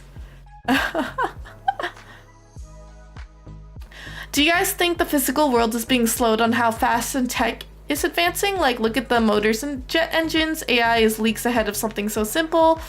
See, maybe AI can focus on revolutionizing the industry without displacing or making it obsolete. So, Zen, that is a good type of point of view. I would say it's not that they haven't been trying to upgrade this. There is robotics, AI robotics, like, you know, the assembly line, right? Lots of workers used to just work like that, and then they introduced automated assembly lines and all that jazz. Now they have introduced AI into these types of workforces. Even, what is it? In China, I think Amazon or whatever package delivering service they get, they have drones instead of delivery drivers to bring you your packages. So I think that because America is pretty large, it's hard to get every company to agree to that because they might have their own moral compass. Maybe they don't trust AI, any of that. But also, the US is huge. Like, maybe it might be easy to do it in a small state. Like, I mean, New Jersey is still a large state. But it's smaller than New York. Definitely smaller than California. Like, you wouldn't be able to pass law where every company will need to use this specific set or upgrade. It will take a really, really long time. And we're already seeing issues with the environmental impact of just users using it on a consumer basis. So imagine it going to companies for warehouses and stuff and doubling the impact from tech companies to warehouse and manufacturing companies. That would like overheat our environment. We might die. We might die. The teacher won't let you ask questions. What do you mean? That's terrible teaching habits. But yeah, we would love to help you. Oh my gosh.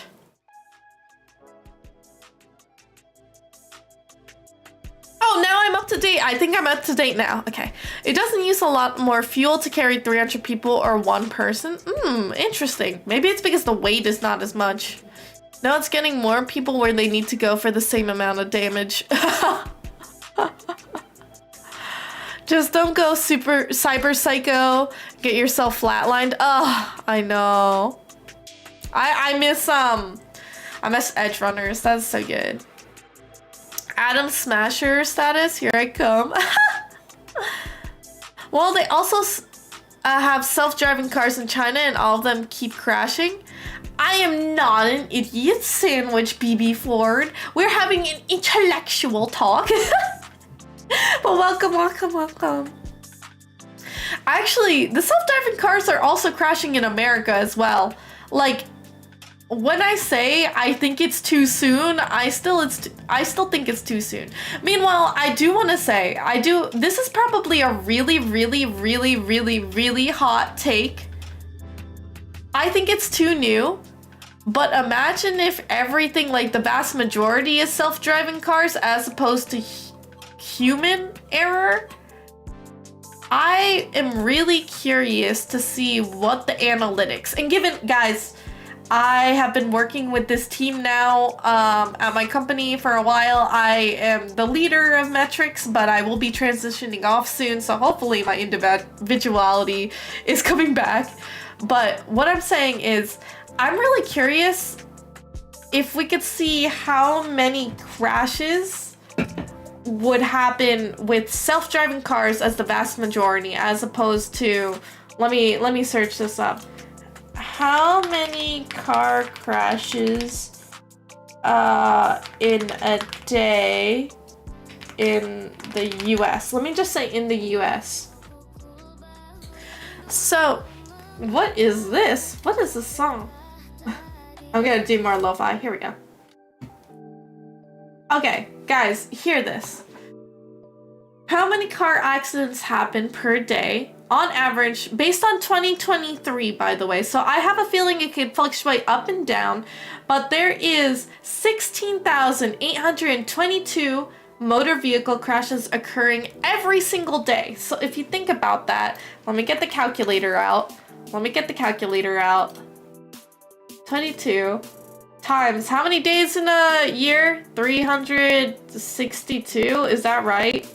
How many days? Oh my god, days in a year. Please tell me. Ah! It's not two! 16,822 times 365. That is 1,001,004. Okay, 6,040,030 car crashes a year in the US alone, give or take. And this is based off of the 2023 data, right? So if you think about that, that is how many, at least 16,000 people, maybe albeit they don't get hurt, but they do get traumatized in crashes, and some people's lives may be lost or anything like that. So I'm curious, and this is what I'm gonna say. People are gonna be like, oh, it's gonna be even worse with self-driving cars. Right now it's too new. So I think it needs to calibrate. They need to do more testing. They need to do a lot more stuff to ensure that the safety of this car can actually work. And I mean, there's already options in certain cars for auto cruising mechanics, right? So like that's an optional, which I think is good for people to ease in or learn or get a feel for it so they can trust it a little bit more. There is obviously the manual driving feature for a self-driving car, right? But that will be more of a secondary feature, right? Which honestly, the secondary feature is probably more reliable.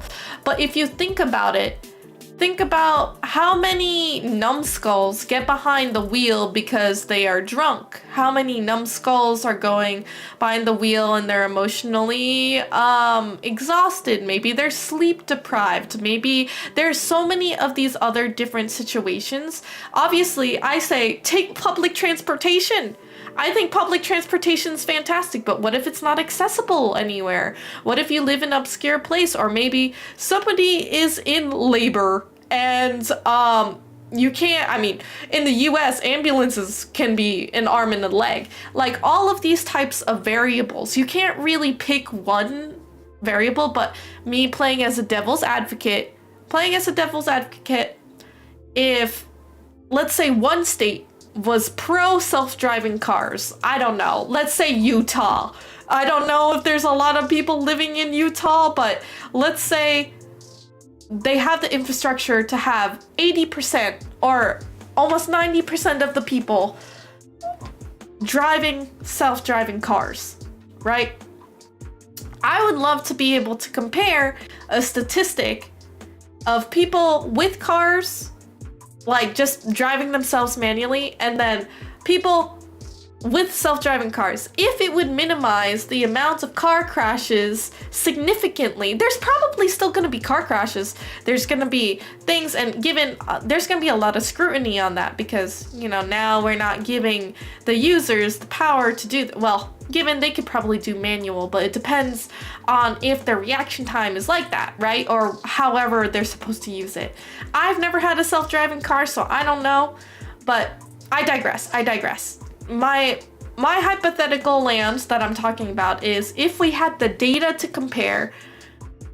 This is a really hot take. Imagine if majority of a state had self-driving cars, if it would drastically minimize the amount of car crashes that people would have in a state. Therefore, would it save a lot of people's lives?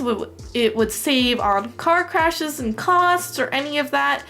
It's something, right? But we have no way of telling. And also, it all is a matter of trust as well. Sorry, very long tangent there. Been a while, Twitch didn't even show you in my follow feed. What? Oh my gosh, oh BB, I'm so happy that you kind of just instinctually wanted to be here. Hi.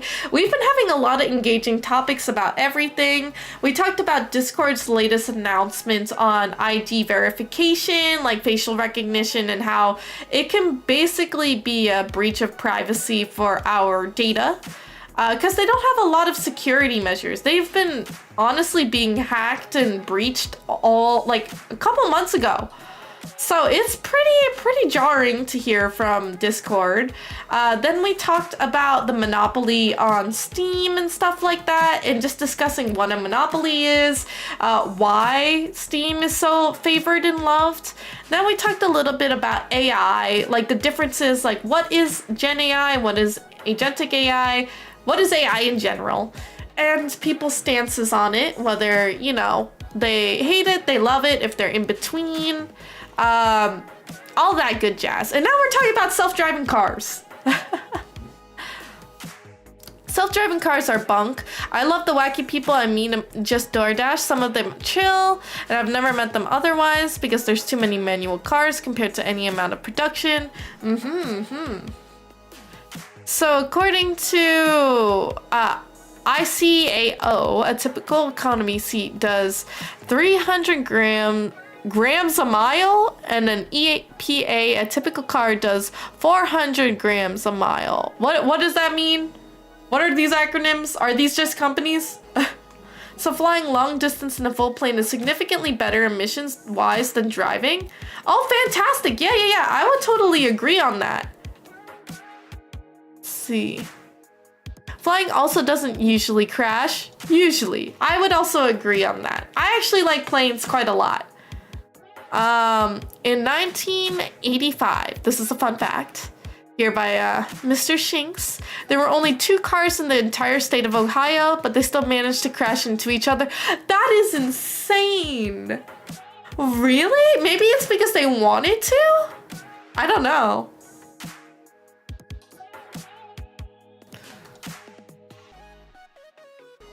public transit, didn't automakers push to mark that to sell more cars back in the day?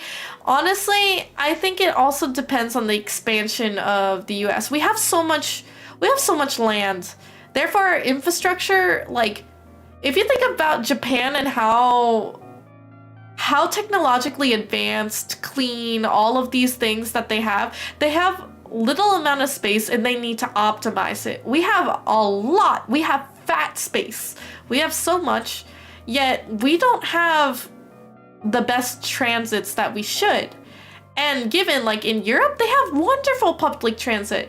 I really feel like that we could really significantly cut on carbon emissions or anything like that, or honestly, just make our daily living, like, you know, in cities and stuff like that, like the subway in New York City should not be that crazy, guys. It should be like rats taking whole pizzas, absolute flooding with questionable water fluids and bacteria. Like, it's just not good. So I really wish that it could be upgraded. It's just, I don't know if we have the infrastructure. We probably do. A lot of the money is going other places. That's probably something for a different topic, but I have to say we do have a lot of land. So realistically, it would take us many years to set up public transit to be better than it is. But I think individual or manual transit allowed our borders and like people to have different homes and stuff kind of web out like it is. I don't know. Maybe that's me being naive though. Let's see. The majority of the Midwestern United States is pretty empty and filled with farms, so people get food, but there's essentially no public transportation. Exactly. That's what I'm saying. They do need their own personal cars then. Let's see. Literally Ohio activities. Wonder if there's an actual accident or early access road rage. Yeah, right? I feel like people would be curious what it would be like. We're kind of dumb creatures. Some people say it's unsubstantiated, but it has to be true because it's too funny. I feel like they can't be. Ohio is too large. Ohio is way too large, and they're probably made by the same manufacturers, so they probably tried to crash into each other. Let's see, Nez, in North America, we have removed public transit over the last 100 years. That's what I'm saying. That's what I'm saying. We need to reinstate it. Reinstate it. I love public transportation. But Pizza Rat is the least of those problems? Yes, I actually quite love Pizza Rats. I love pigeons and rats, even though in games, typically I do try to exile and extinguish their life forces. I love all the little critters, but I also feel like they shouldn't be there, you know? They shouldn't be. It's dangerous on those tracks. I mean, they could probably survive, but I always get really nervous for them. Hey, Average, welcome back. So, Average, what are your questions, though? Do you have, like, just a series of questions? We have a couple of programmers in here of a lot of varying languages. So, please, just lay it on us. I guess we never really drew today. I've been having way too much fun yapping with you all. Facts, they killed Cincinnati's and they still have the tunnels. Oh my god, they just boarded it? What? But that could be such like a terrible infrastructure or like lead to so many problems. China and Europe are also quite large and have no problem with it. Yes, I am saying, well, they also like individuality, right? But then again, we're also kind of in turmoil recently. I'm not somebody who wants to talk about politics, although I feel like it's not a crime to want to hear your streamer's point of view and stuff like that. So I don't blame you. But the thing is, I don't want it to overtake the whole conversation. There are some really heavy talks, and sometimes people still want the internet to be a part of escapism. Not to say I don't have my own opinions on the thought. I just think that as someone who really loves the internet, and I used it as a safe haven, albeit it wasn't escapism for me. I genuinely made a lot of my first, most cherished friends on the internet. I never was looking to get into dark things or political battles or anything like that. So at the very most, I will answer questions on what you guys are asking, but I will never like start it unless it's really, really bothering me. And even so, we are not to attack each other for what their point of views are. We shall not like do any of that type of stuff, because at the end of the day, I'm an entertainer. I'm also your friend on the internet. We're here to have a good time, and we're here to have smiles on our faces, be ambitious to chase our dreams. So just please, like, I have a lot of thoughts. I have actually been really affected by some of the things on the news, and honestly, behind closed doors, it really, really shakes me and kind of scares me a lot. But at the end of the day, I want to show you guys the love that you deserve for being my community and the encouragement. And, you know, there are things we have to also live first. There are things that we can do, but at this moment, we also have to just survive. You know what I mean? So, that's just my little forewarning for any of us that start going and veering into the wrong direction.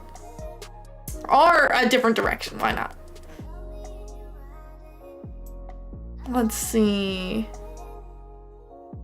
Oh, average. So, you don't know what your stuff is. You know very little HTML. So it looks like you're trying to make a website. So HTML, and I love teaching people, but it's been a while. So HTML is an acronym, right? And given you've probably already learned this, average, but I'm gonna break it down a little bit. So HTML stands for Hypertext Markup Language. And markup, if you guys know, like using Discord, average, you're new to the Discord scene. When you do asterisks or a dash or something, you can make bullet points. It's like formatting. You can format your text to look more readable, right? So it's a foundational language for web pages. So making websites, all of the sites that you might see in your browser, like in Google, YouTube, any of those have HTML behind the scenes. It's where all the data is stored. So what the tag that you had, the thing that is in the carrots, you see style. So I can maybe bring this up. But basically, think of it as you're tagging something. So a category. Let's say video games, right? You have your first-person shooters. You have your sandbox games. You have your story-driven games or RPGs. Those are tags, genre tags, right? Very, very similar to HTML. The style means, hey, what I'm gonna type inside the style bracket is what I want it to look like. Because style is the pizzazz, what it looks like, right? So it defines the content, which means like the style could be, oh, I want this type of heading. So instead of the carrots, it will be like heading 3. So it might be a smaller heading, or heading 2. So it knows what size it should display on the website. You could also have paragraphs. So, you know, when you're writing an English paper, you're able to just tab. That tab now has to be written in code. So it might be, I would need to search up exactly what to do it because I haven't done it in a while, but you would need to put it in the same brackets. Links, images, all of those things, instead of you copying and pasting it, you have to write it into a document. Like, think of it as just writing a paper. You won't really have any visual interactions with it, right? So I'm gonna take a pause there, average. I'm gonna switch over my content, or like my page, and albeit you guys can see a little bit of my art. I have been working on a little art piece, but we're actually gonna do a little bit of a coding sesh here. So I don't know if you guys were able to see this. Let me move this over real quick. So if you see, I don't have the wings visual here, but I've been working on the hair to make it look nice, defining the body. Hopefully this will be done by Valentine's Day, and hopefully I can post it. I think you guys are gonna like it. But quick question, guys. Would you want this on merchandise? You're gonna need to tell me, because I can make some merchandise real quickly about it. You just gotta tell me. But hopefully I get it done. So let me go ahead and make something like, let's go Visual Studio Code, just because that's one of the ones I have here right now. I'll just make something, let's just do a new window. And let me do, just add a new one. Can I rename this? Let's see. Can I not?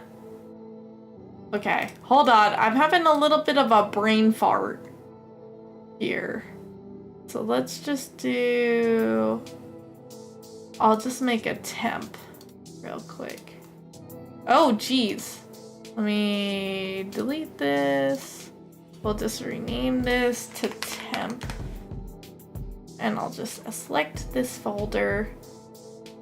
Just trust it. I'm just setting this up so you guys can see what's going on right now. Let's do, we'll just do demo. And we're gonna do HTML. Okay, there we go. Oh, what is this? Oh, Shisui Crossing. Hello. I'm doing really well. How about you? I was actually just showcasing an art piece that I was working on, but my lovely Mischief Average actually needs some help with coding.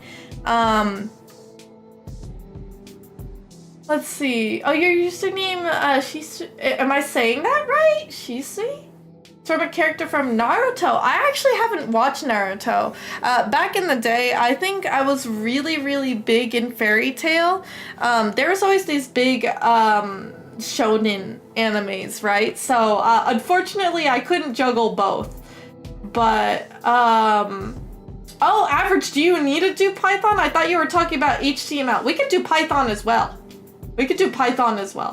It's just, I thought you were talking about that you didn't know HTML, and I just wanted to explain to you what it is, and maybe I could help you with it. But if you need Python, maybe we could help you. So instead of a drawing stream, I guess at the very end, we got... I'm wasting away, it's true. Can you guys hear me again? I don't know why it just did that, but... Honestly, this makes me so sad because it makes double on my YouTube channel. Thank you. Welcome back. Yes, I am here. But this pisses me off.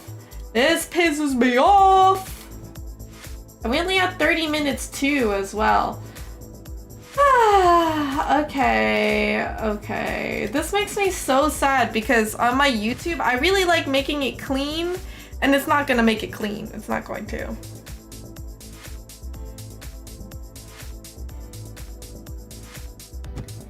I don't know why it's doing this. But either way, let's continue real quick. We are going to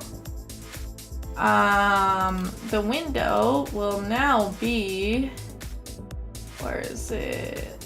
Let's do this. Okay guys, a little bit of coding. Even though questionable that I could teach you guys, because it's not like I teach young kids how to do game programming. I don't teach how to how to do any of the others, I'd have to say.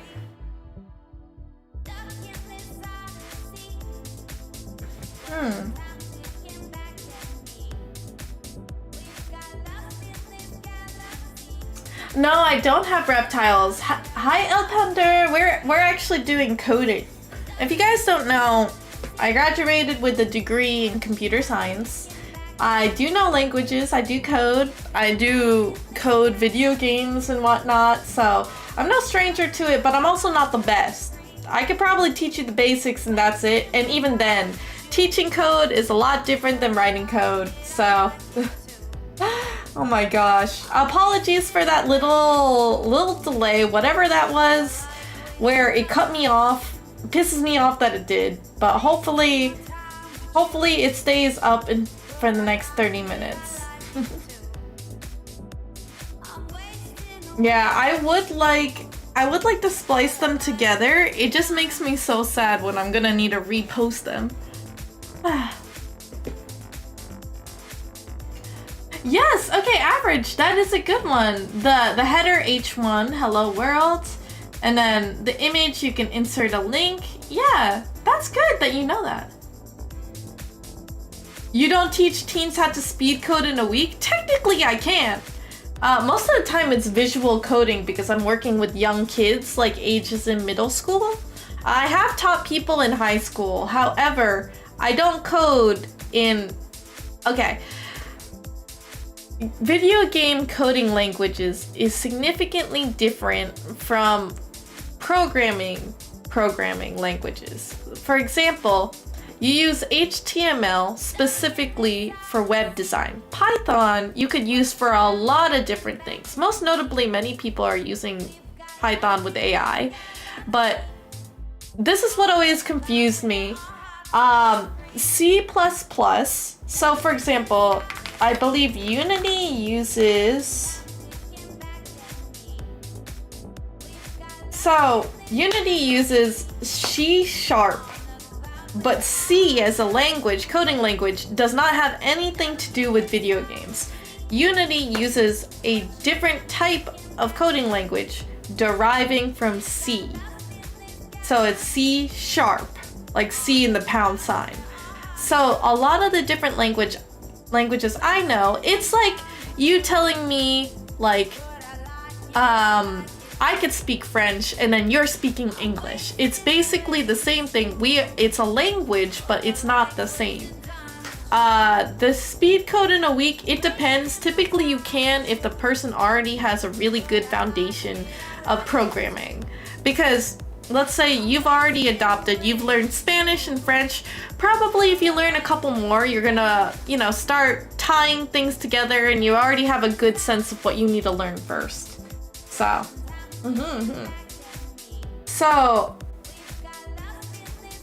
do you want, and the way that I teach is very, very much for beginners. As in, often what I've noticed is many experienced programmers will throw a lot of the acronyms or a lot of the preliminary terms that you learn as a programmer and think that you already assume it. So I've had a lot of teachers and a lot of upperclassmen try to teach me, and they forget that it's not common knowledge because they've just been doing it so often. So feel free to ask me questions wherever you'd like to. It was my regret that I never just stopped to ask questions. I always think I was worried I might look dumb in front of people, but questions are the big thing. So always don't be afraid to say if you're feeling overwhelmed. There is C++. There is not, I don't believe there's a C flat, like a C minus. I think Cookie Butter also knows Python because she took computer science 1. Oh yeah, then she either probably learned Java, Python, HTML, CSS, something like that. You could probably ask her to help you. Because I have to say, I learned coding a lot better when I was with someone. Because we struggled together. And we could just look over each other's shoulders. So, yeah. But Average, what do you want to know about Python, I guess?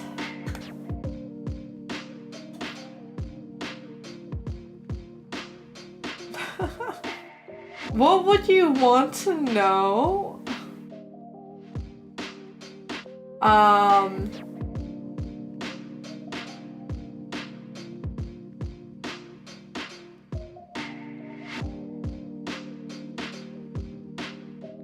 Okay, I'm just reading, I'm simply glossing on the Python for beginners to see what I should maybe teach you first. So let's see. Introductory beginners or okay. Here we go. The basics. Okay, this is gonna be tough. This is gonna be tough. Me trying to teach you Python. Honestly, okay, you guys can't really see this, but there is websites. I highly recommend, and you hate to hear this from probably somebody that's on stream just trying to make you have like a good time. I actually hated this, but in school they're like, yo, go to this website and do some of these problems. It's like you're doing studying, and I hate it, but it basically will give you tutorials on how you could write Python. Like they give you really good examples. So, and you kind of learn through example projects, I think the best, especially if you're a program-oriented person. So, let me just show you an example. So, in demo, oh, actually, let me make this larger. Can you guys see this now? You guys can see that, right? Let's see. So, what you wrote before, right, was header 1. Right, header 1, hello world. This is the most basic form of, you know, what coders kind of learn to do. So let's say we save it. So Control S is to save. This is, by the way, Visual Studio Code, which is a IDE, which is, let me just write that in, IDE. I'm just gonna give you the definition so you know. An ID, oh my god. For,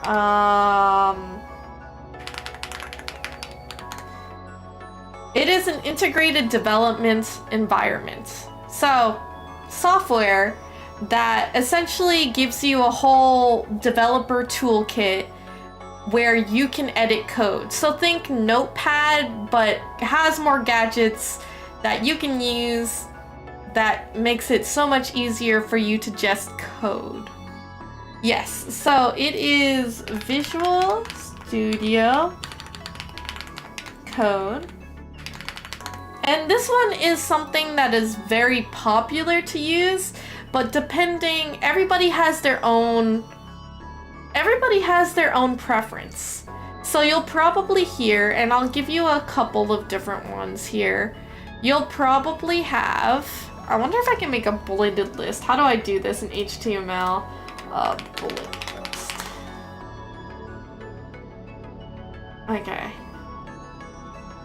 Okay, I got you. So I'm just gonna say Nezu's, oh my god, demo, what is the HTML file? And then can I do, oh my god, I forgot how to code! So, list, we're gonna need to do li for list. We'll do this. I'm gonna do this. So to make a list, I'm just gonna do, what is it, Visual Studio Code, and we're gonna copy and paste this a couple of times to make a list, a bulleted list. I'm gonna give you a couple of ones. So IntelliJ, Clips, Visual Studio. I'm trying to think of other coding languages that you could go and do this in. Rider. For yours, what you'll want to use is probably this one. Okay, so let me just figure this out.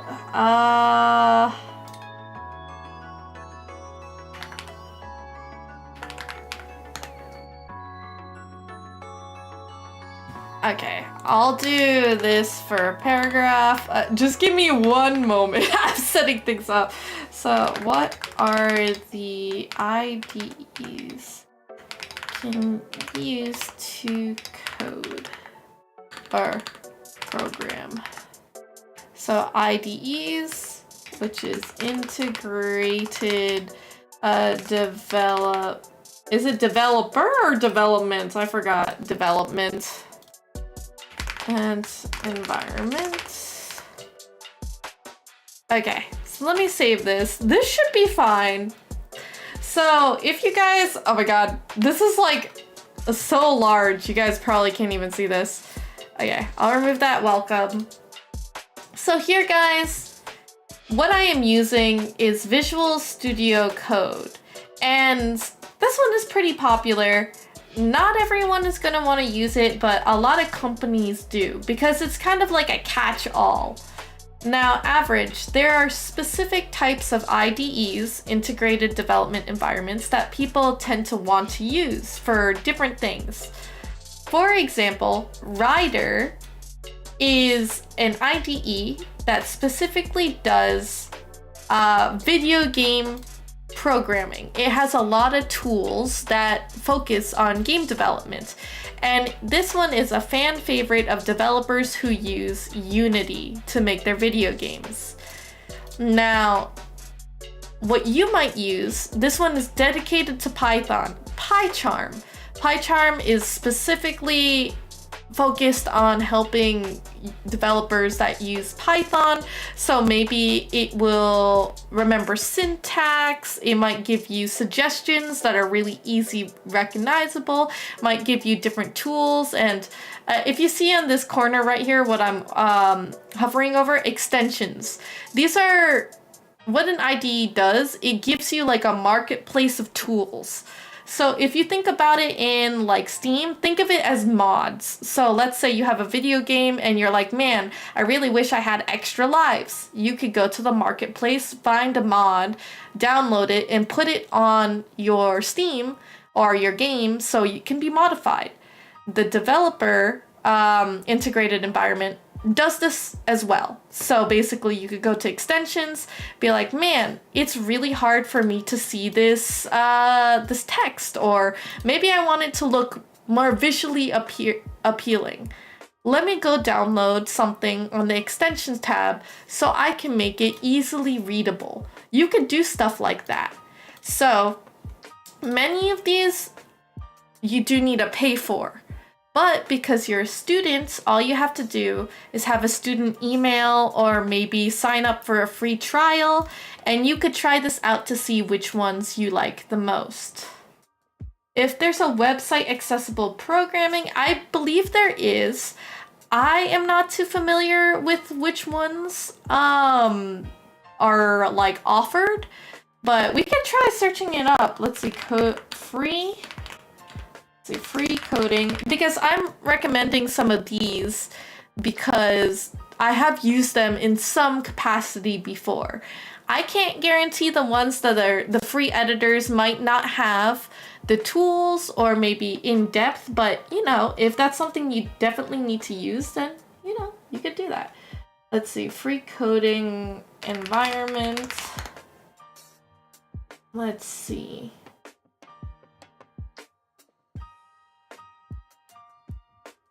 It looks like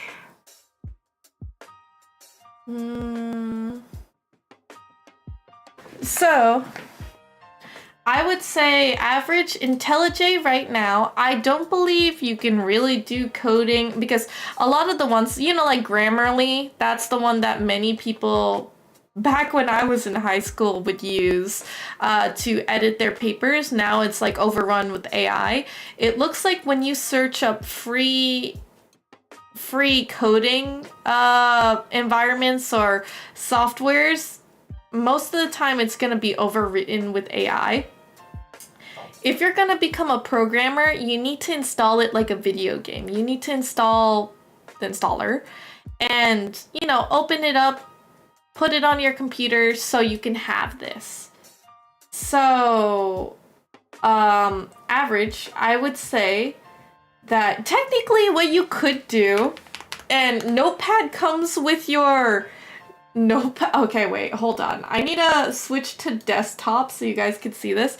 Technically, Notepad is free, and you could technically do this. You could just do like H1. Okay, let's see. H1. Hello world. You could literally write like this. So let me make this big. You could like save this in like a folder somewhere. So let me go to documents. Where's my temp? I could save it here, do hello world, and save it like, you just have to do like hello world.html. Make sure you have the file extension. So let's say if it's Python, it would be .py. You would just save it, and look, it's right here in my editor. And if I select it, bam, it's right there. It's right there. So I have to say, you could technically code it in Notepad, but the thing is, let's say you make a boo-boo, right? So for example, let's say you remove this backslash, or maybe you remove something like this. When you do it in Notepad, you will not be able to see if it has a squiggly line, like the red squiggly line when you spell something wrong, or if you see that something is not correct. It will be all the same color, and in Notepad, you won't be able to figure it out. Like if you run it to see if it works, it will probably break. It will probably break. So, average, that is one problem. I don't know. You have a filter that blocks downloading on your computer, as in your personal computer, or your, I guess, computer you use for work or as a student.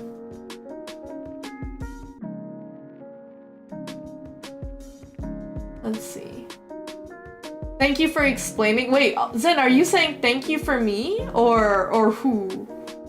Oh, I guess you're talking about to Key. My bad. Key is being a little professor too. I love it. Okay, so average, what you can do is search up on your school Chromebook. Search up like Visual Studio Code in the search bar, or just search up any of these names and see if it comes up. Because typically they're supposed to give it to you. But if not, let me see, free browser-based coding editors.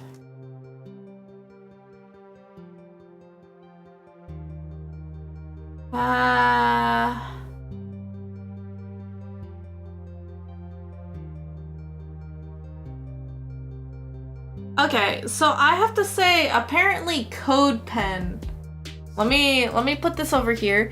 Apparently CodePen is one of them.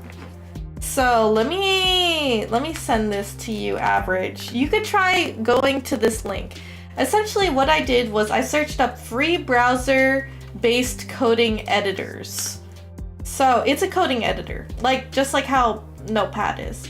And the free browser-based coding editors, the number one is CodePen. It says it's excellent for front-end development. So Python, I'm not quite sure if it could use that, but it's good for HTML, CSS, JavaScript, and showcasing work. It has live previews, easy code sharing, yada yada yada. So this one I don't think is AI. You could just sign up. You could start coding here, see HTML, CSS, JavaScript. If I did H1... Let's see. Hello world. Let's see, save.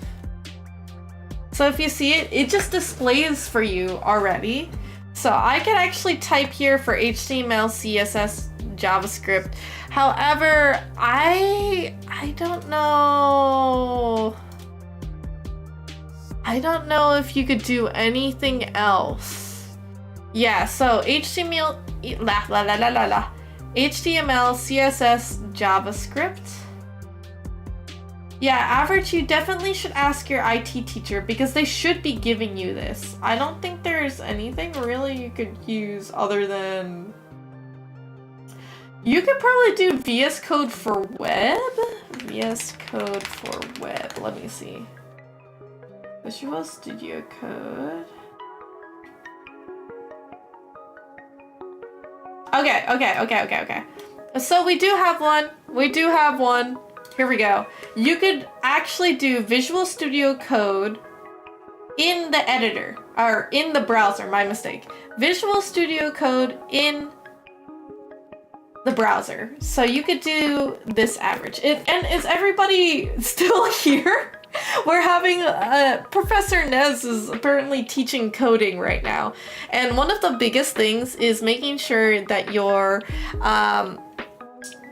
peers understand what tools they can use for coding, especially because you never know what their environments might be. They might not have a very powerful computer, and they might have not have multiple displays for to use. Often a lot of developers will have 2 monitors because one to reference and do research and one to program. So there's going to be a lot of programmers that use many different things, but know that code basically runs all the same. It just is a matter of preference. You're here physically at least. Oh, Scrub said. I don't believe you can. I do believe maybe you can save it to your local. As in, let's see, can you open your folder? You can open locally. So if you have VS Code Dev, be sure to save it to a safe folder. Hey Sam, how are you doing? I keep calling you Sam. It's Samus. Oh, you was playing Goose Goose Duck as well? How was that? Thank you so much for the raid, Samus. I feel so bad because sometimes I'm not able to raid you because I guess I end a little bit later than you. But thank you so much. You know what's really funny though? What's really funny is I was supposed to be drawing, which I could show you. I was doing a Valentine's Day art piece. It's still in its way, but I don't even know if it's gonna get finished for Valentine's Day. Hopefully I can. I really do hope it can be. But one of my dear mischiefs here had asked me for help on their homework that is programming, and we are gonna be teaching at least the basics of Python with whatever left time I have for the stream.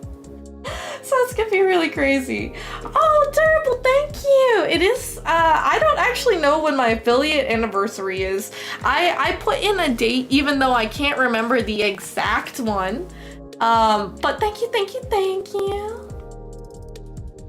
Let's see.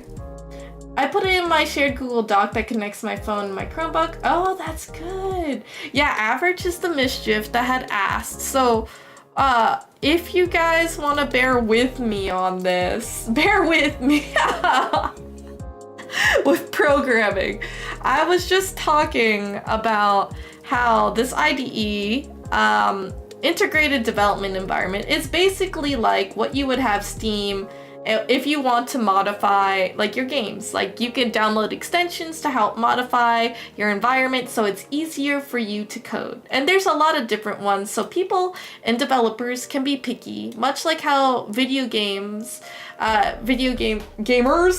God, I can't speak. I'm flustered, I am. But much like how gamers also have their preferences of genres, many programmers have their preferences on what IDEs they use. As I was saying, Visual Studio Code is a catch-all kind of thing. All of them can program in different languages, but I'm gonna call out Rider. Rider is a fan favorite for game developers to use specifically with Unity. It can also be paired with Unreal Engine, so it really focuses on game development programming, so it will have more features gearing towards those languages, and also have a lot more extensions that help in that faction. As opposed to PyCharm, PyCharm is for specifically the coding language Python. It can code in other different languages, but PyCharm is really, in its name, dedicated to helping develop Python scripts and all of those types of things, and have a lot of extensions that can help modify for that language. And when you're learning different coding languages, it's literally like native tongue languages, as in, if I speak French and you speak English, it is a language and there will be similarities, but you still need to learn them. They're gonna be different. So I kind of just want to run this to see if it actually works. Let's see, where can I do this? Run, start debugging, and I guess Chrome. There we go. So I just launched my HTML, which to be honest is very, very, very small. But as you can see, the brackets basically give it its style. So I told it, hey, I wanted it to be a header, so it's gonna be big, bold, and in charge. The paragraph, I made it so it wouldn't be on the same line. No matter what, even if you do space it, it will not jump to a new line unless you tell it to. So I made a different paragraph and I wrote what are the IDEs I can use to program. And I made a list of all of the different IDEs that I have personally used before in the past for what you can use to make your programs. So HTML, I know this is all simple and easy. We can probably do this in Python, right? We're gonna do it in Python. So Cookie Butter knows Python. She almost said English. Yeah, Python is very easy to pick up.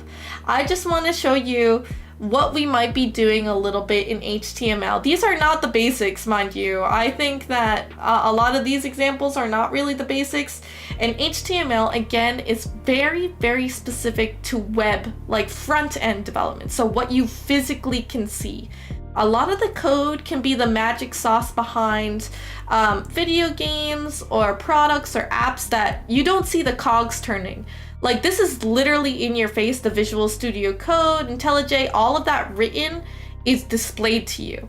But let's say I want to put it as a button.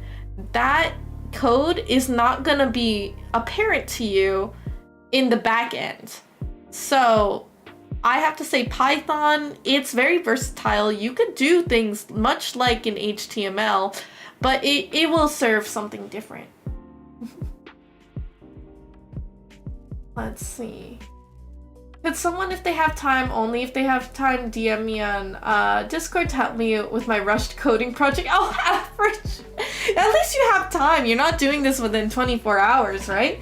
But if you said Cookie Butter knows Python, why don't you ask Average to help you? I mean, oh my god, why don't you ask Cookie to help you? Because I'm pretty sure Cookie is probably a beast then.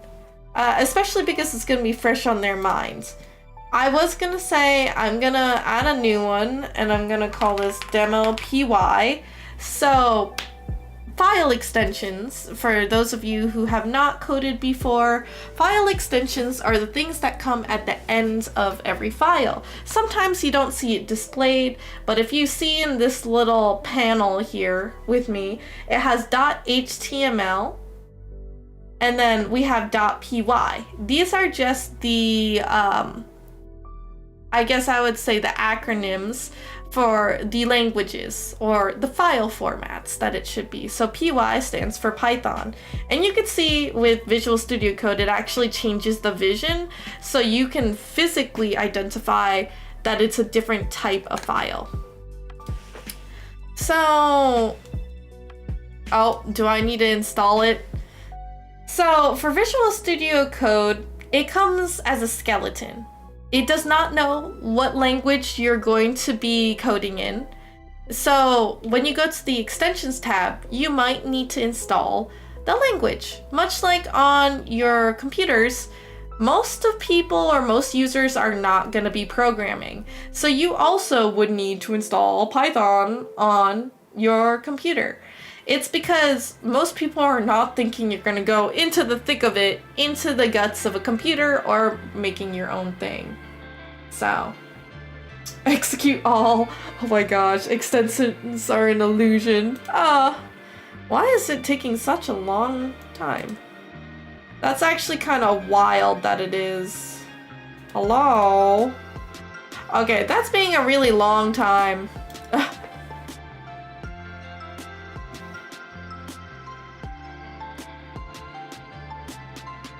Also, Key, I'm not entirely sure what you're saying because I think you're... Oh, what is it? I think you were editing your messages there. Yeah, I see that Cookie Butter is here. You have screenshots. Well, that's good at least. I was just gonna do just some basic things. So, average, you're gonna notice that Python is very different from HTML in how you write things. HTML, since it's a front-end language where you physically display what is being written, for you to physically see it, you would need to type in, well, not on a website, but it would actually be put out into the terminal. So not a web page or anything like that. It would be put in to basically an invisible layer. I'm doing quotation marks, but the terminal is basically like what it's running. It will tell you like what is happening in the code as it runs, like 1 line, 2 line, 3 lines. This is like what's happening behind the scenes on games while something is being displayed. Yeah, Python is basically just there. Think of it as behind the curtain. Like HTML is in front of the curtain, Python is behind the curtain, if you'd like to say. Now, Python is versatile. You could actually have Python go in front of the curtain or behind the curtain. Its default is behind. Like, think of Backstage Crew. But if you wanted to display in this hidden terminal, if you wanted to display key average is a learning, as in the GUI libraries. Technically people can understand what GUI is, but explain it! Explain it! Let's see, question. Could you use HTML for visuals and add Python to move the HTML visuals? I want to say, that's a good question. I don't believe it is I don't think it's what's used normally. So, remember that website I was showing you? Let's see. CodePen here. If you wanted to do a website, you would do HTML, which is the content of the website. So, hello world, whatever you're writing. So let me go ahead and copy and paste this actually. So, I'm gonna copy and paste this. Might as well use this. So I'm gonna copy and paste this. So now it's there, you can see it written. CSS is the pretty version. So it's the trifecta. If you wanna do a website, these are the tried and true 3 languages that are currently used. HTML is your meat and potatoes. It is what is written and what is displayed on a website. CSS is how you want it to look. So that would be the color of the text, the formatting, if you want it to be centered, left or right, all capitalized, or what type of font you want. JavaScript, this one in the corner that's yellow, JavaScript is how you move it, how you make it interact. Let's say instead of what are the IDEs, this long question I have, you want it to be a button. And when I click on it, it displays all of the list. JavaScript will make that happen. The button click and the list being displayed. So that is kind of how it would work. Yes, CSS is the style, not of all coding languages, but it is of website design. Does that make sense? Hopefully I'm making sense. Here, I can see formatting. So, okay, good. That's how I learned it. So I'd love to be able to show you. So let's see.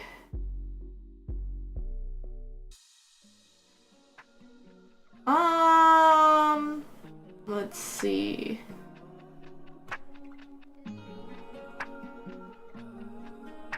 So I think. So this is where it gets a little bit, I guess a little bit complex. So you see all of this code, it's sandwiched between the tags, right? Average for HTML. Let me know if this is too small for you to see, by the way.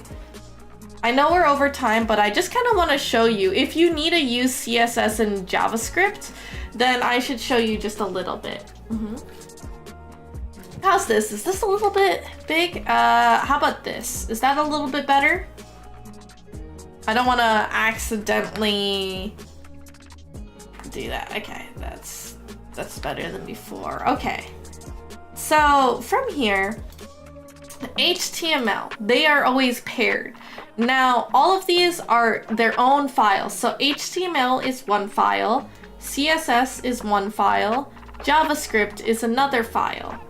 So if you wanted to influence HTML, there's two ways you could do it. You could do it in its own separate file, or you could have it inside the HTML.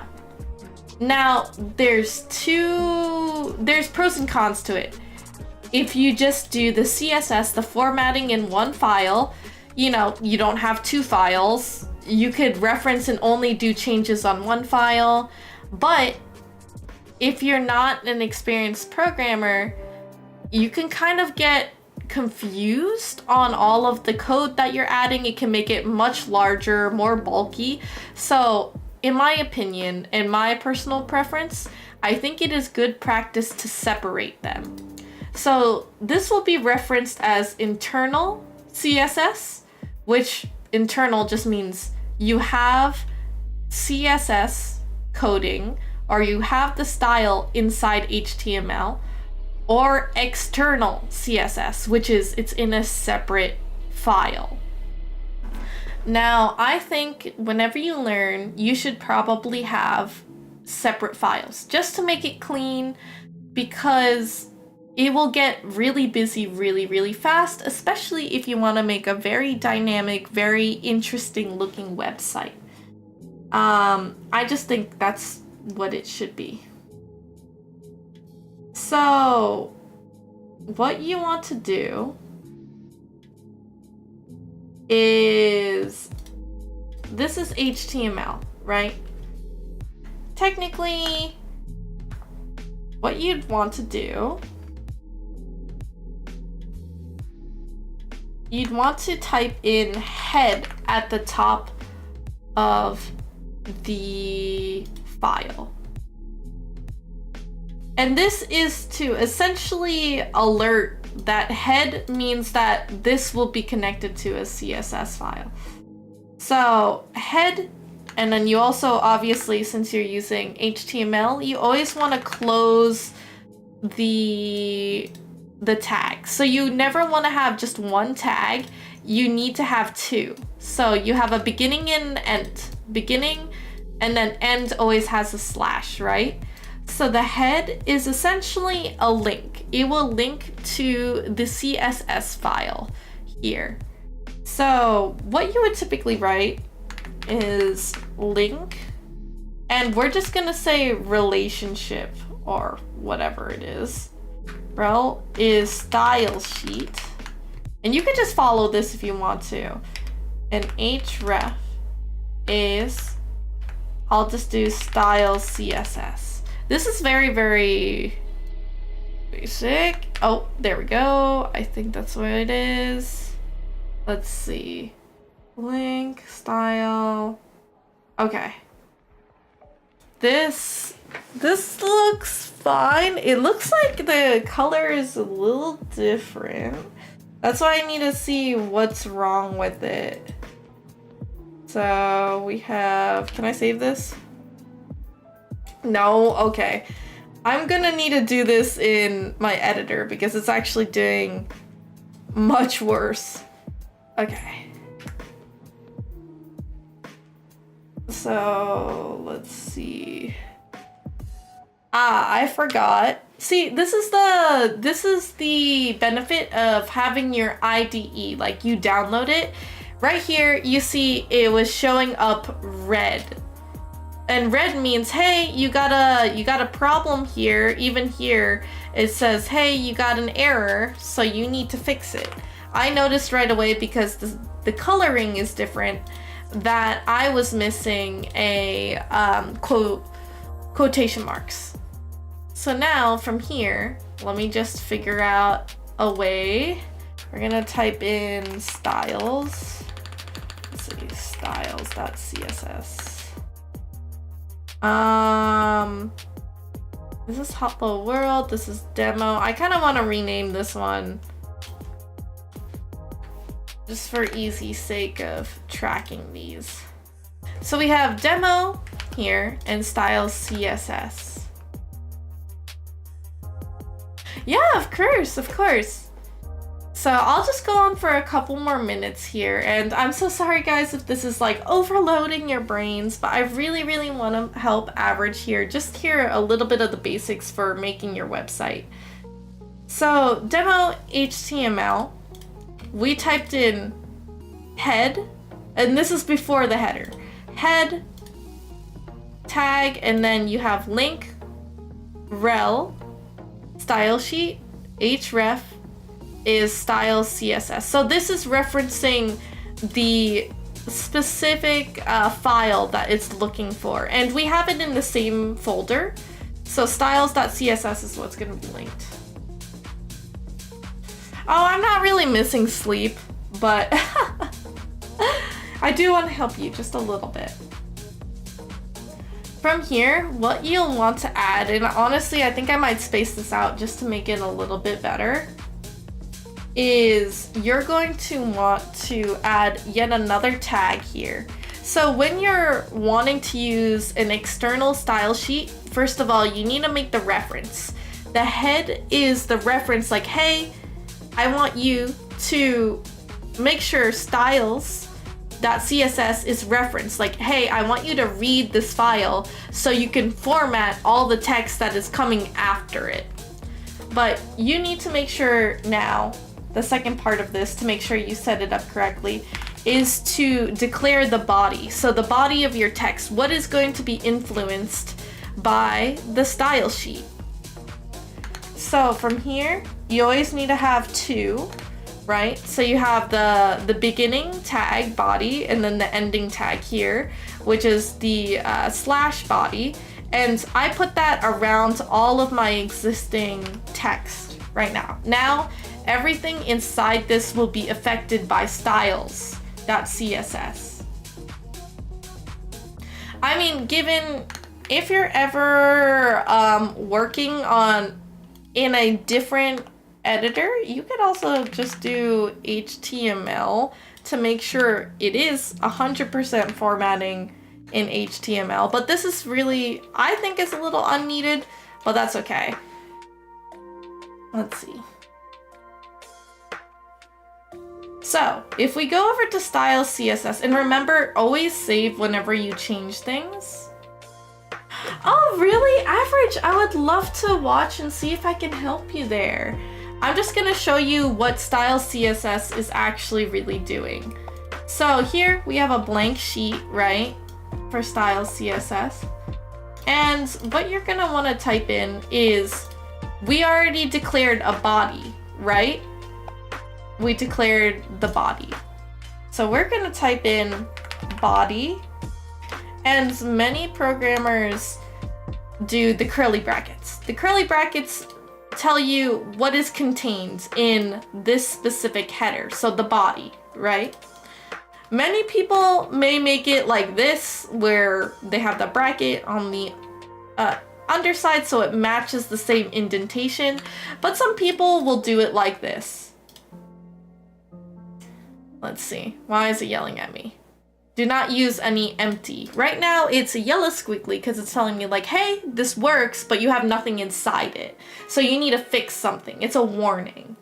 What you'd want to do is the body, you can change the background color of the text. You could change the text itself, all of that type of stuff. So what I'm gonna do is kind of make it a little ugly.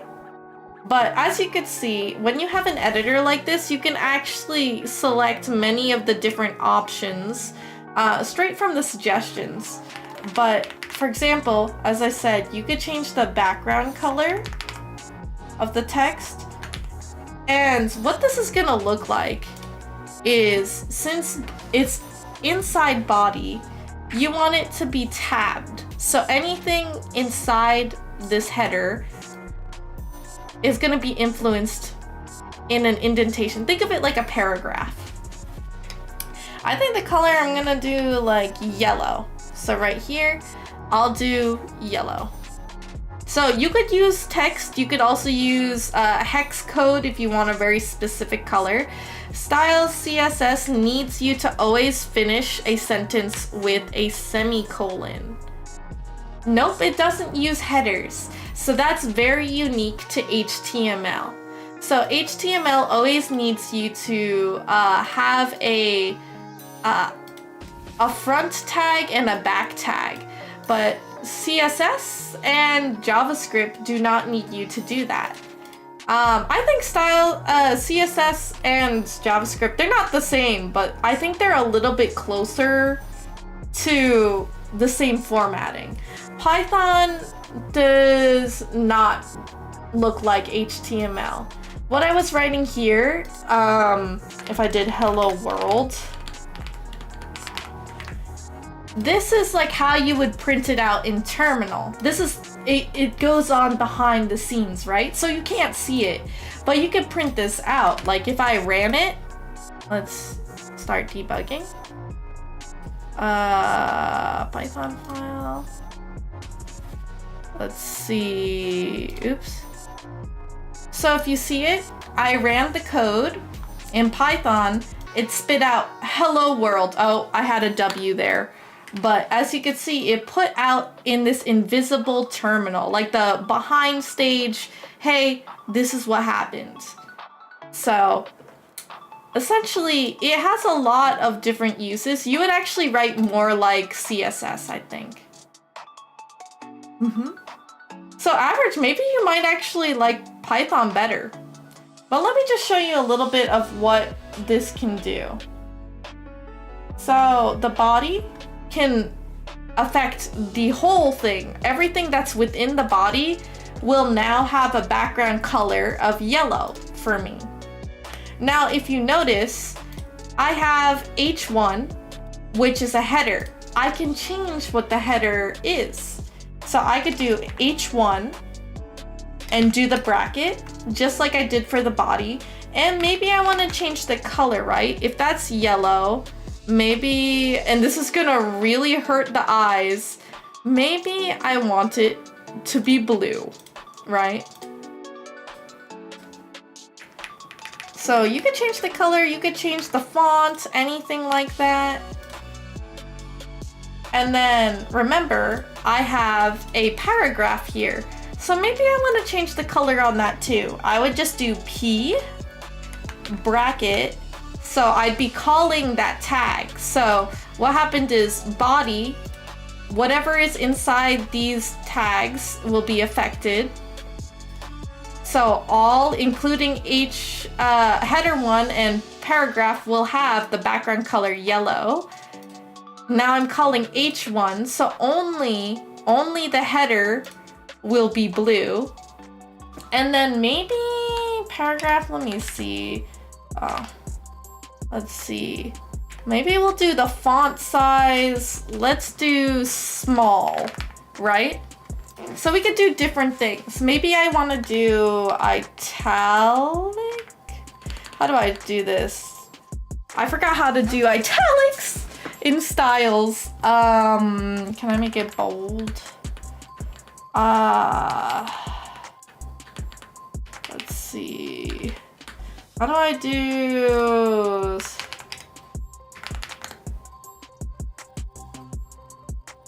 Yes, so it would be font weight here, and we could just do bold here.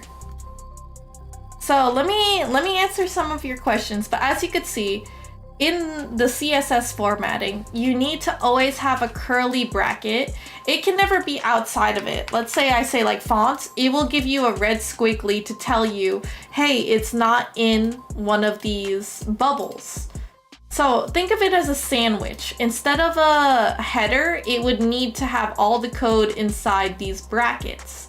And the bracket has a header. So think of it as like, oh, it's a bin and you have a label on it. So this bin is a body, bin 2 is H1, and bin 3 is P for paragraph. Now everything in this is basically the rules. So CSS is saying everything in body, color the background color yellow, got it. Everything that is H1, header 1, will be colored blue and it will be a bold. Okay, got it. And then everything that's in a paragraph should have a font size of small, right? Yes, the brackets are the bread of the sandwich. Exactly, good job, Average. Fantastic. So we saved these both, right? We saved these both. And remember, we have head here to reference the CSS file. If you don't have this, it won't know which file it needs to read. Now we have body here, which is unique to CSS. It's so you can, you know, whatever it's in or whatever code's inside the body will be affected. And all of these headers can be designed in the style CSS. So let me just show you exactly what this might look like, right? So let me go ahead and do this. I need to do, oops. I am going to do, so you see how the whole page is now yellow? It's because I forgot the body. It's just gonna color the whole page, everything yellow. So what you wanna do is make sure that you have your tags. So what I'm gonna do here is add body as well. I think this should be fine. Oh, actually, I think that's totally fine. So I guess it must have already read it. Yep, so this is all good. I think I copied everything, right? Let's see. You know what? I'll just copy this just in case if it's not the same code. I think I fixed it, but as you can see, CSS, now we have two files. They're separate. You see, now we only added about maybe two or three lines of code here to reference CSS. But imagine if all of this was in the middle of all of these, this code. Like, let's say you had to write it here, blah, blah, blah, blah, blah, right over there. And then everything was inside each other. That would make it very, very like a very long file. And sometimes it could be really cluttered and you won't be able to see what you're editing. So that's why it's better if you have it in two separate files. If you see, now the visuals are working really well here. Body means the whole file, right? H1, you notice only H1, Nezu's demo HTML file, is colored blue. I also had it in bold, so you see it's a little bit easier to read. And then P is in a smaller font. If you compare it to the font size on the list, which is the normal one, not affected, right? This is smaller than Visual Studio Code, IntelliJ. This is just a smaller font. So that's when you know your CSS is working as intended. Now, I would want you to be able to dive into JavaScript, but that's something I'm not super duper familiar with. I might be able to help you out maybe tomorrow if you're streaming, or maybe on Wednesday we'll have a little coding sesh there for you. But CS or JS, JavaScript, is what makes it move. Like, let's say if you want to have a button, if you want it to move around on screen, anything like that, that's JavaScript. And again, you don't really want it all in one file. You technically can, but you don't really want to because it could get really messy and very overwhelming. So hopefully that makes sense for you. No, the analogies are great. That's why every time I'm teaching people, I try to use games as an analogy, because most people, if they know how to do that, there can be comparisons to do so. So CSS is needing HTML like a pizza. Yes! Oh my god, Average, you're really, really getting it. I know you're in ad land. But HTML is your meat of the sandwich, or the filling of the sandwich, like all the text you could read. And then CSS is making it pretty, so CSS could be the pepperonis, right? So HTML is the dough, so the crust, or whatever you would call for the pizza, and the CSS would be the sauce, the pepperoni, the cheese, all of that good stuff. Oh, it said incoming ad break. Okay, good. Apparently it is. I'm gonna snooze it. Hopefully that works. It says it will come back in 5 minutes, but I'm gonna pause here. I'm gonna save this, so maybe I can help you out later, Average, but hopefully you understand why they're connected this way and how they can help you. Sometimes it can be really confusing when people, do it all in one file, and some people can. There are some really talented developers out there, but I think it's really easy, especially if you're working in a group. You should always have them separated so it's easy for you to see. You can also have comments, which are basically code that is not run. It's basically just like a sticky note on a piece of paper saying like, hey, this is what this does. Just so people who are also programmers that are looking at your own code can understand what you're doing. So you always want to make comments too. Everybody has a special way of doing it, but letting people know what happens can be a really great way to pass on your notes to somebody else. But I'm gonna pause there. Hopefully that helped most people out understand. I was definitely not expecting myself to be doing or teaching something for y'all. Did you guys like it though? Did you guys like it? I hope so. I'll try out those websites. Awesome. Yeah. I really would say take the websites. I think the code pen is really useful because it just shows you right off the bat. And I am a really visual learner, so I want to really see what happens right off the bat before I make a mistake, right? Worst comes to worst, try the second one, which is Visual Studio Code in browser. But oh, you really enjoyed it too, Jesters? Well, should I do something for art maybe? As someone who hasn't had much of any experience in coding, my head hurts. I don't care because I'm having fun. Oh, Jesters, I'm so glad. There's a lot of tutorials, easy bite-sized to understand tutorials for Java, HTML, CSS. I am a little bit of a try-hard, and sometimes I go to the intermediate ones and I get lost in the sauce because I'm trying to make something even more unique instead of the tutorial. But that's just me. That's why I struggle a lot. But Average, please let me know in Discord when you're streaming, so maybe I can help you with your homework. I know that's kind of silly, but you have a lot of mischiefs here that, do a lot of programming for their daily work. So don't hesitate to ask any questions. No questions are dumb ones. And honestly, all of us who are programmers, teaching is actually learning, as in making sure we know our stuff. So feel free to ask us any questions. And maybe I could teach you a little bit about JavaScript.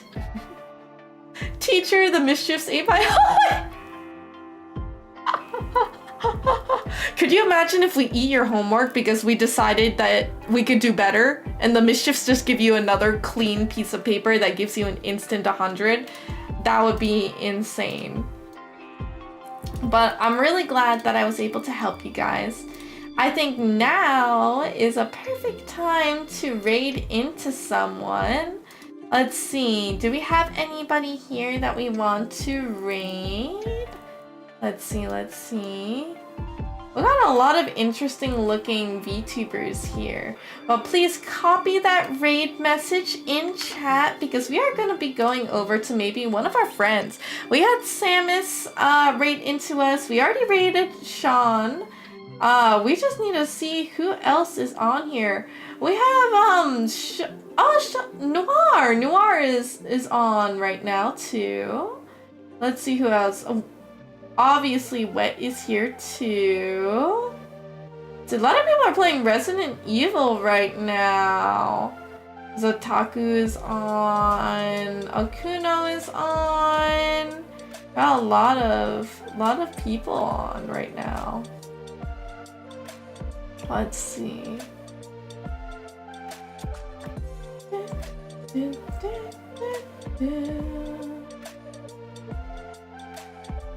Let's see. If you're looking for recommendation, Folkish?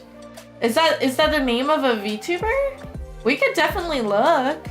Yeah, let's go infest their walls. So you said folkish. Oh, they're doing art. Oh yes, let's do this. What a cutie patootie. Okay, yes. Average, thank you. I'm glad I saw your message before I started selecting someone. Let's go ahead and raid Folkish. Oh, cute little chibi doodles. I love this. Thank you so much for the recommendation, Average. I wish you luck on your homeworks. And again, don't hesitate to reach out in the Discord. I love helping. I actually really do. And I think I do love teaching people as well. So without further ado, with all the love and hugs in the world, XOXO, Nezin loves you. And please, my dear mischiefs, stay cheesy. And I hope to see you guys in the next stream, which will be this Wednesday at 8 p.m. Eastern time. So in 2 days time, and the ad break progress. So, okay, I guess we're gonna be raiding in before anybody can actually hear my ads. Big Sag. But you guys will be able to see me on Wednesday. We'll see if it's gonna be an actual art stream or if we're gonna play something fun. I'm kind of thinking of playing something fun with you guys. But wherever you are in the world, have a beautiful morning, a fantastic afternoon, a beautiful evening, and a very, very good night. And hopefully you wake up to really take on the day tomorrow and do your absolute best. This has been Ness, and I love you all. Mwah! Stay cheesy now. Bye-bye.